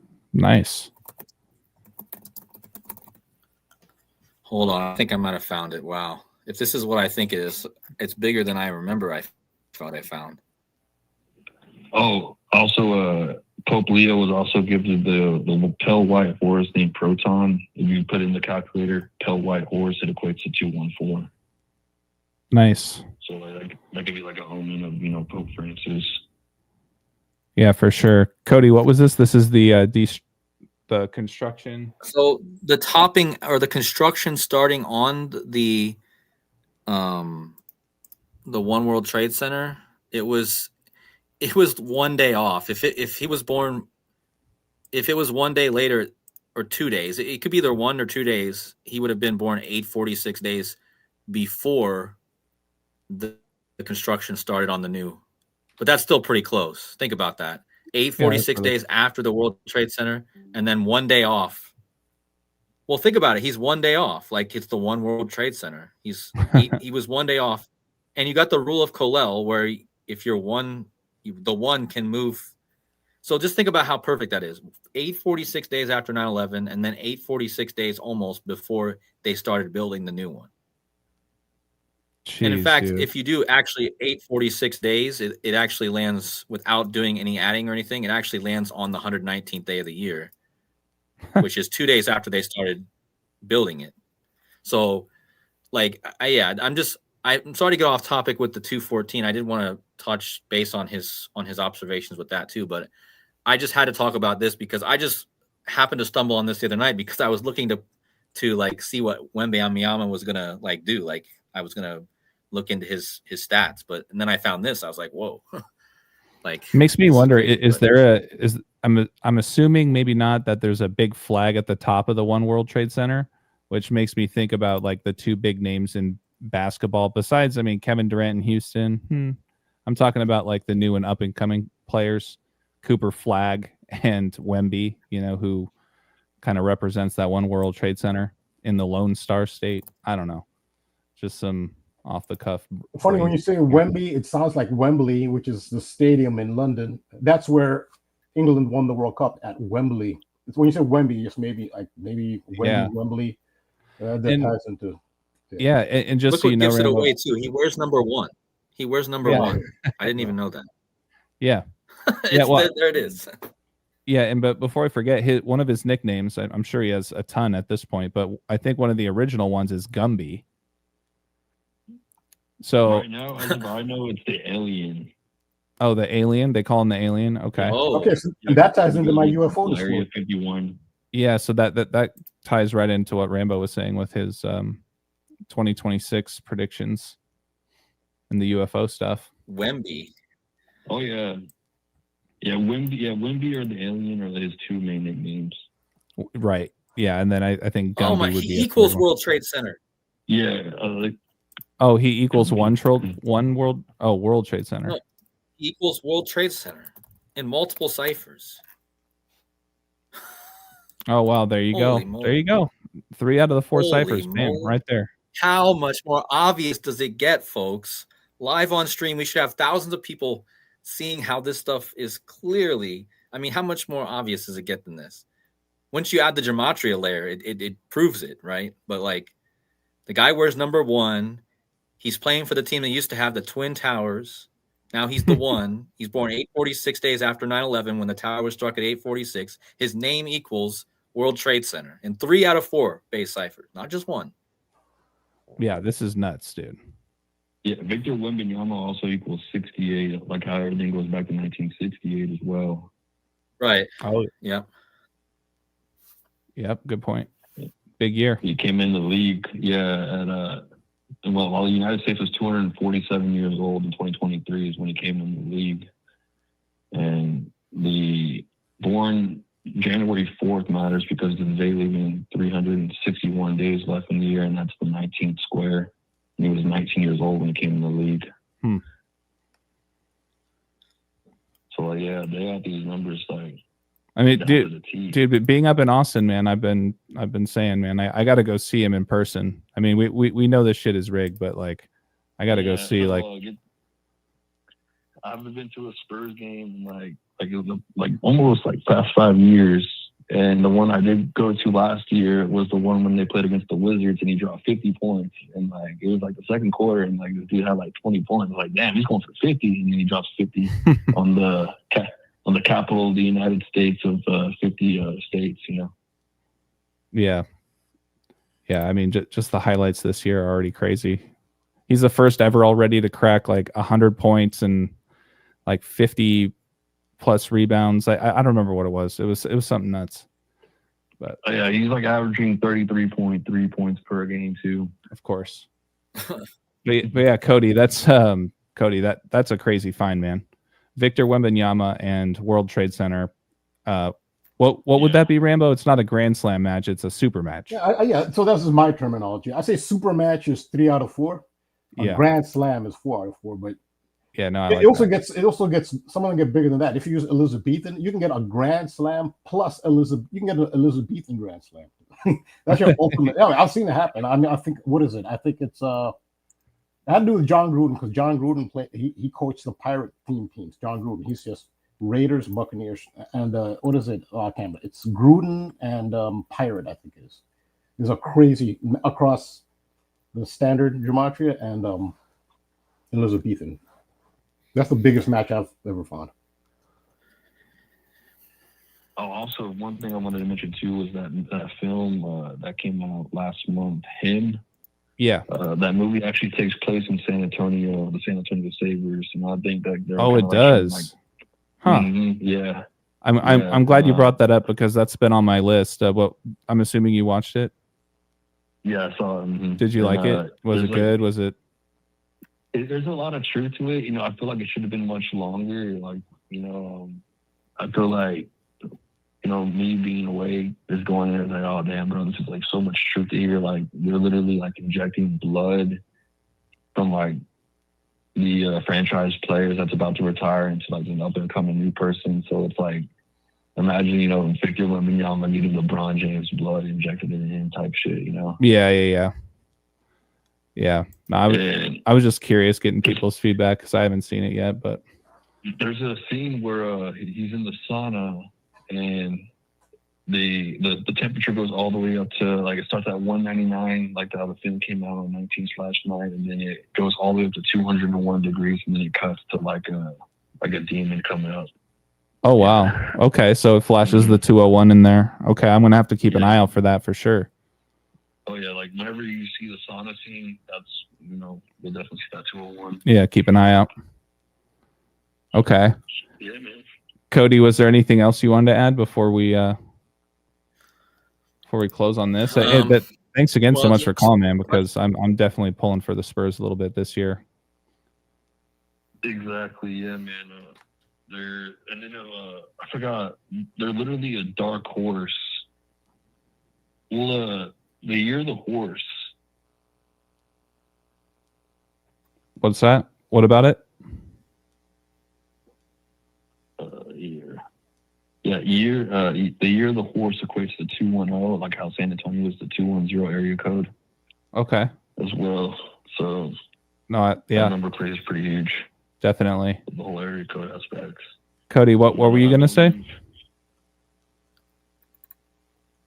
Oh, I was just gonna mention real fast. He was talking about the 214. That number was huge with the Pope's death. Remember, I covered that song Gematria, the Killing Name by Slipknot, and that whole thing was tied to that because that singer of that band said they would not sing Gematria, the Killing Name, unless it was for the Pope. And then he ended up dying in connection, and Gematria, the Killing Name, equals 214. Then we found out all those things connected with the 214 in Rome, and that number is huge. But then I found out that the Killing Moon equals 214. That's the song in Donnie Darko, and it equals 214 and 70, right? So 214 days is 7 months. So you got the 70. So he did mention November 21st being 214 days after the Pope died. That's definitely a day to watch because you could also say it would be if you add the span of days, you could also say that it would be Erica Kirk's birthday or Biden's birthday, November 20th. So I would not overlook that day either because that will also be the 324th day of the year. And that's Skull and Bones, or Yale just turned Skull and Bones, Yale just turned 324 years old. And it's the 41 days left in the year. That's Skull and Bones and Gematria. So November 20th is a day I'm watching, being Eric Kurtz's birthday, or the day after that, like you said, but definitely a good observation there, I would say. For sure. I mean, the 20 stands out to me too because 210 is a 20th triangular, Thus, Manu Ginobili, being one of, arguably the greatest Spurs and wearing that number matters a lot. And then even Chris Paul, who came to the Spurs in his 20th season, all goes back to that 20th triangular number. And then Tim Duncan, being the best Spur of all time, 21. It's just like recycled history that's about to repeat itself. As soon as 9/11 had happened, the Spurs dynasty started. Well, yeah, and that it just came back to me, Rambo. What were we talking about when you add the numbers of Tim Duncan and David Robinson, 50 and 21, you get 71, and Hulk Hogan, tying back to his Twin Tower themes, he died at age 71. Right. 71's the 20-year prime. There you go. Yep. And the Twin Towers lived to be 28 years old. 28 is a big number for the World Trade Center. Yeah. Mm-hmm. They just dropped that film 28 years later too. Yeah, what is this 322 days, Kodi? Sorry, you measured from Wemby's birthday to what was this again about November 21st? Wembanyama would be 322 days after his birthday on November 21st. So that's interesting. Wow. What is it about November 21st? Or are we just keeping an eye on that date? Well, that was 214 days after Pope Francis died. Right. Okay. Mm-hmm. And Wembanyama is going to be 262 months old. I've been talking about that number in connection to the Ripple, the Federal Reserve, San Francisco. So that's the Church of Satan equals 262 also. Also be 10 days. It'd be 10 months and 18 days after his birthday as well, which is the Luke 10:18, Satan falling like lightning.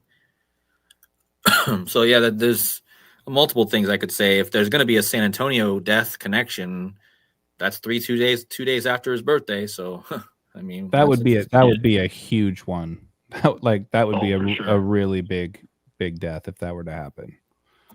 Yeah, I mean they're planting the seeds. You know, I mean Mitch, what is his name? Mitch Johnson, I believe his name equals 83. You know, that's the murder coach who's the replacement coach of Greg Popovich. What else? I mean, is he on the sidelines right now coaching, or is he still like? Nah, they've referred to him as the El Jefe, the president. Oh, so yeah, wait, is he still coaching?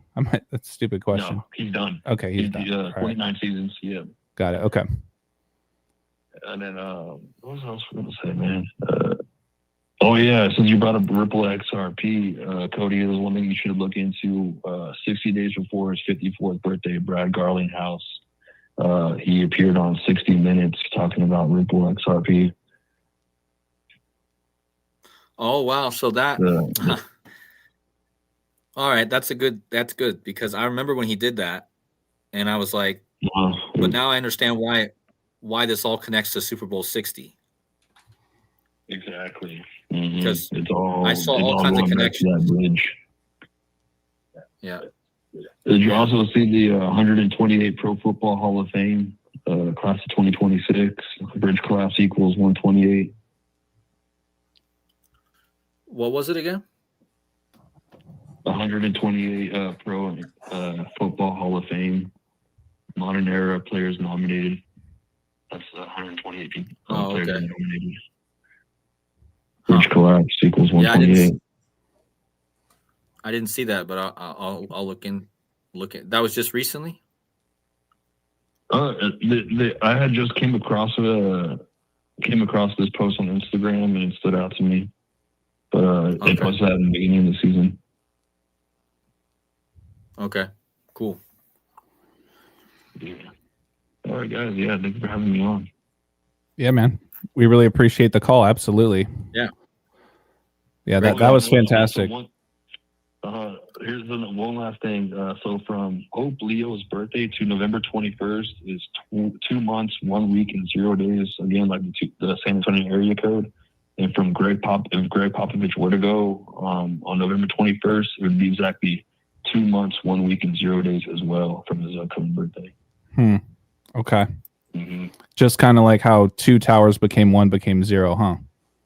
Literally. There you go. That's another that's another big one, Coach Rambo, for us to put down in our notes there. The whole 210 connection. Actually, well, I mean, sorry, I didn't go from. Well, actually, it did. I mean, 1 tower fell first, then there was 1, then the second one came down, so it still works. Yeah, right. 2, then we have building 1, 2, and then 7 and 0. Mm-hmm. Well, yeah, exactly, but nobody talks about the 7. Literally. Yeah. All right. Cool. Well, yeah. No. Thanks again, seriously, for the call. Really appreciate it. That was some good contributions. I learned a lot about. I hadn't thought about that, man. Just the 9/11 connections with Wemby and the World Trade Center, and Kodi really cemented that one. Well, yeah, but Well, remember how games there in Austin. Yeah. Yeah, last year Wemby came up for like 2 games, or the Spurs came up, and I had tickets to go, and then they closed or shut Wemby down for the season like 3 days before that game. But Cody, you were going to say something? remember how Keanu Charles Reeves played the one, right? Like the One World Trade Center. Oh yeah. And his name equals One World Trade Center in gematria, multiple ciphers. So Oh, wow. Keanu Charles Reeves is also, and remember, he's in the band Sirius, or the Dog Star. He's in a band called the Dog Star. We know what happened on 9/11 with the dog Sirius being the dog that died, right? So yeah, it all comes back to that 9/11. Whenever you see the one, I looked in this a while ago, and I was like, oh wait, Keanu Charles Reeves equals One World Trade Center. He played the one in the Matrix, and remember on his passport it had the date 9/11/01. So clearly he's also tied to it. So maybe you could even tie Keanu Reeves and Wembenyama together. Even that might be something there. So, but yeah, great call from definitely a lot of interesting. I'll be looking more into the San Antonio Spurs, considering we also have what happened early this year with San Antonio. So, yes, definitely. So with the death of Ozzy Osbourne has a very infamous connection to San Antonio, which I talked about earlier. He's relevant after his death. He urinated on the Alamo. He was a cenotaph at the Alamo site. Ozzy Osbourne urinated on that scene, and it's amazing how forgiving Americans are. He's a rock star. Ooh, they don't forget about it. But I mean, it's good to be forgiving, but be forgiving for the right reasons. You're not it's a good virtue. It's honorable, but you're doing it for the wrong reason, not just because it's a celebrity. I mean, you should just do it because that's in your heart to do it. You should do it with everybody. The only reason to do it is because he's a celebrity, and he urinated on the site of, the death of soldiers. And yeah, so with him dying this year, he brings San Antonio into, into the spotlight, or part of the narrative. Definitely. Yeah. Especially with the horse themes. I hadn't even thought about that, how the spur connects right in with the horse, for sure. So, this was Golden Age, right? Yeah, man. Check out my Instagram. You can pull it up on the page. I would like to end it with this right here. There's this graphic that the San Antonio Spurs page had posted a couple weeks prior to when the Francis Scott Key Bridge went down. You said it was on your. You said it was on your page. Yeah, it's one of my pinned posts. Is this YouTube, Instagram? What is this? Instagram. This is my name. All right, hold on. Let me type it out here really quick. Golden Age. What was the last part? Deception? Deception. Yes, sir. Yeah. I believe you're following me. Yes. No, I was going to say it sounds familiar. I think you posted earlier today, actually. Golden Age Deception, Instagram. Yeah, man. Yeah, sorry, I'm working one-handed here. Hold on. Yeah, as soon as this, Spurs account posted this, bro, that's just when I really started tapping into the whole Golden Gate Bridge myself. And I was like, oh, shit, man, this is on. Everything comes in threes. They went from the Francis Scott to the Brooklyn Bridge. And then it, like Back to the Future said, it ends in San Francisco. Was it this one? Sorry, this is the first link I clicked on.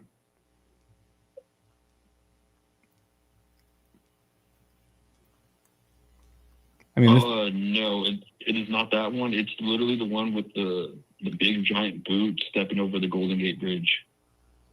See, I just got to click into the. Oh, geez, I'm not logged in right now. I'm sorry, man. I'm gonna just drag this out. It's gonna get too complicated. I don't usually jump on Instagram on my laptop, to be honest, but let me put it in the chat really quick. It was it's at just Golden Age Deception, right? Spelled as is. Yes. Okay. Awesome. And then I'll also, sorry, go ahead, Cody. I'm going to try to pull it up, but my computer is starting to get overloaded. Yeah, if you can, Cody, that'd be great. I'm going to try. Hold on.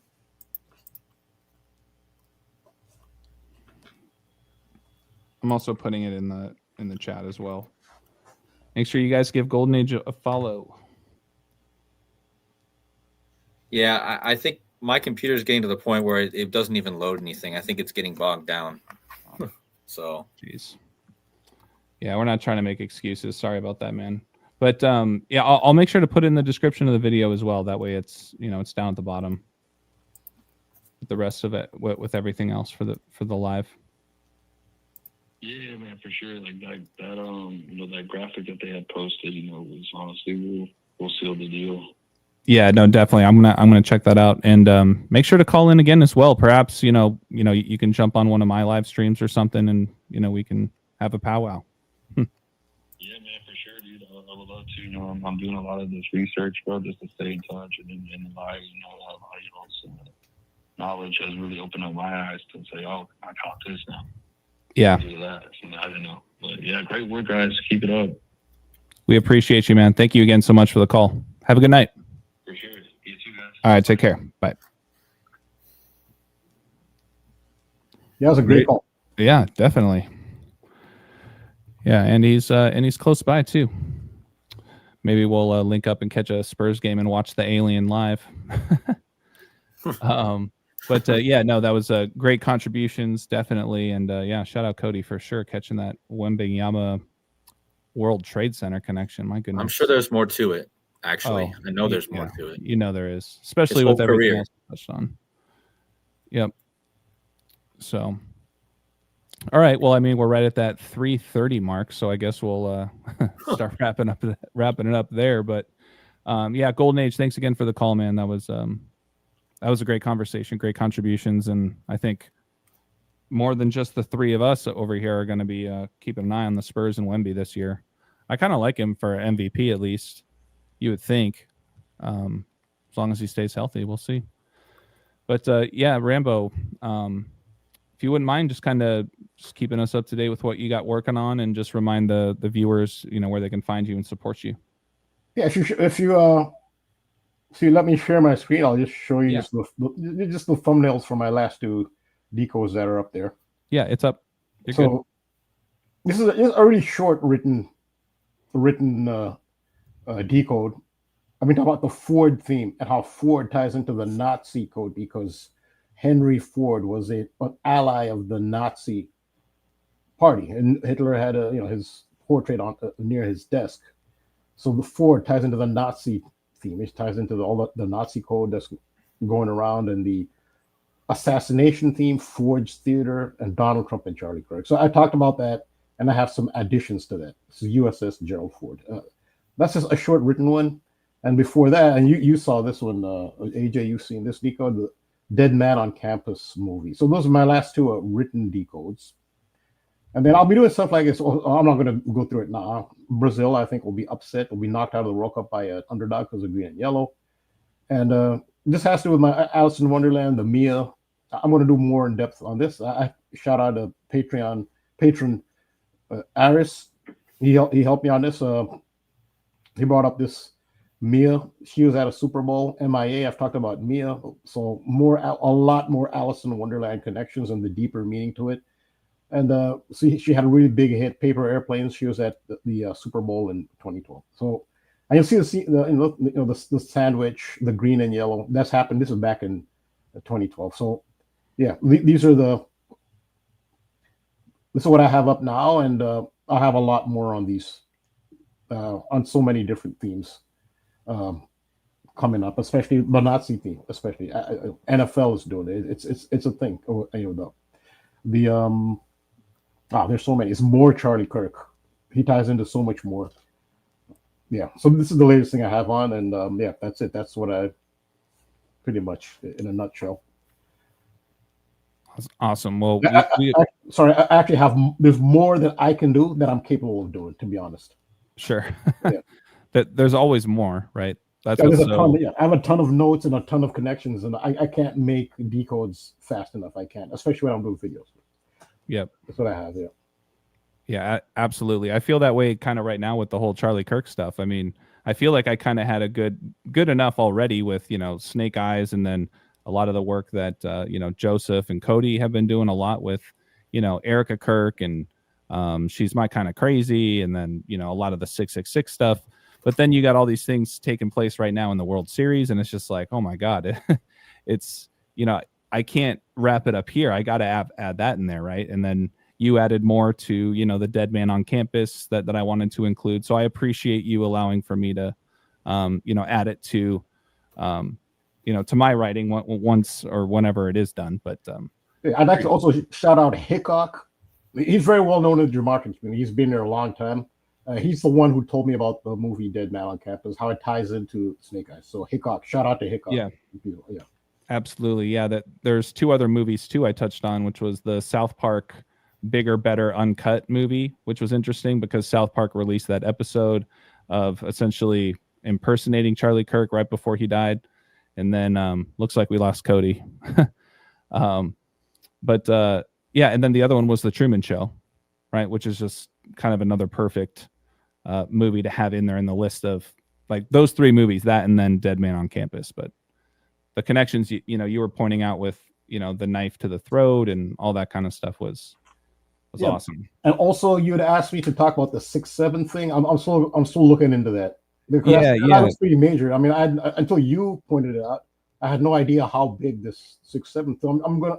Yeah, I can see how it ties into something because I've talked about 6'7" in a couple of contexts already. Mostly Hanged Man is 6'7", but I don't know. I'm not sure what context they're talking about it.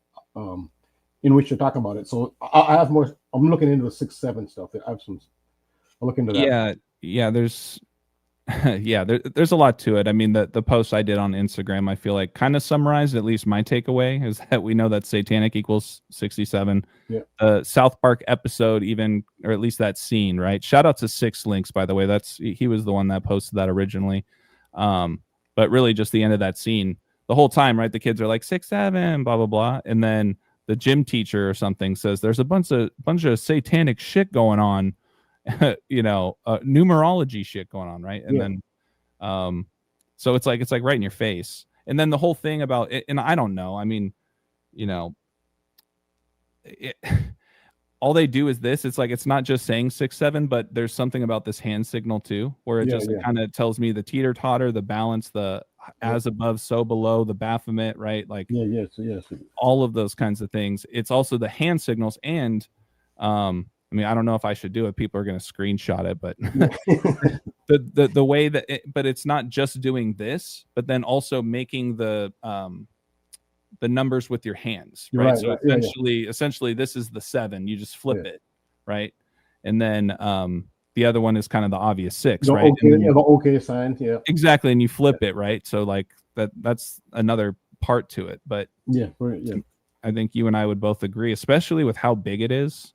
Like there's a reason it came out when it did, and you know, it's a very specific number. So I'll look into that. And I mean, shout out to you. I mean, I didn't know it was a thing until you talked about it. But you were talking about it in the show before, and I wasn't sure what when you're saying 6'7", I didn't know what you're referring to until I saw your Instagram post. I said, oh, so it's a thing now. Yeah, definitely. I can just speculate on what it is, but so I'll be looking into that too. For sure. Yeah, definitely. I was waiting for Kodi to hopefully, get back in here so we could say goodbye. But Kodi, not sure if you just jumped in again to view, but Kodi, thank you again for always joining, and we really appreciate you. Make sure to follow Decoding with Kodi. His details are in the description of the live as well. So, and thank you again, Rambo. Really appreciate it. We're wrapping it up just under almost 4 hours. Holy smokes! You guys got more than you bargained for, I'm sure. So thanks to everybody that stuck around tonight. Thank you again, Golden Age, for the call. Great contributions. And Rambo, I will definitely chat with you again soon. I hope you have a great rest of your night. And to everybody else, make sure you guys have a great night and take care of yourselves. Peace. Take care.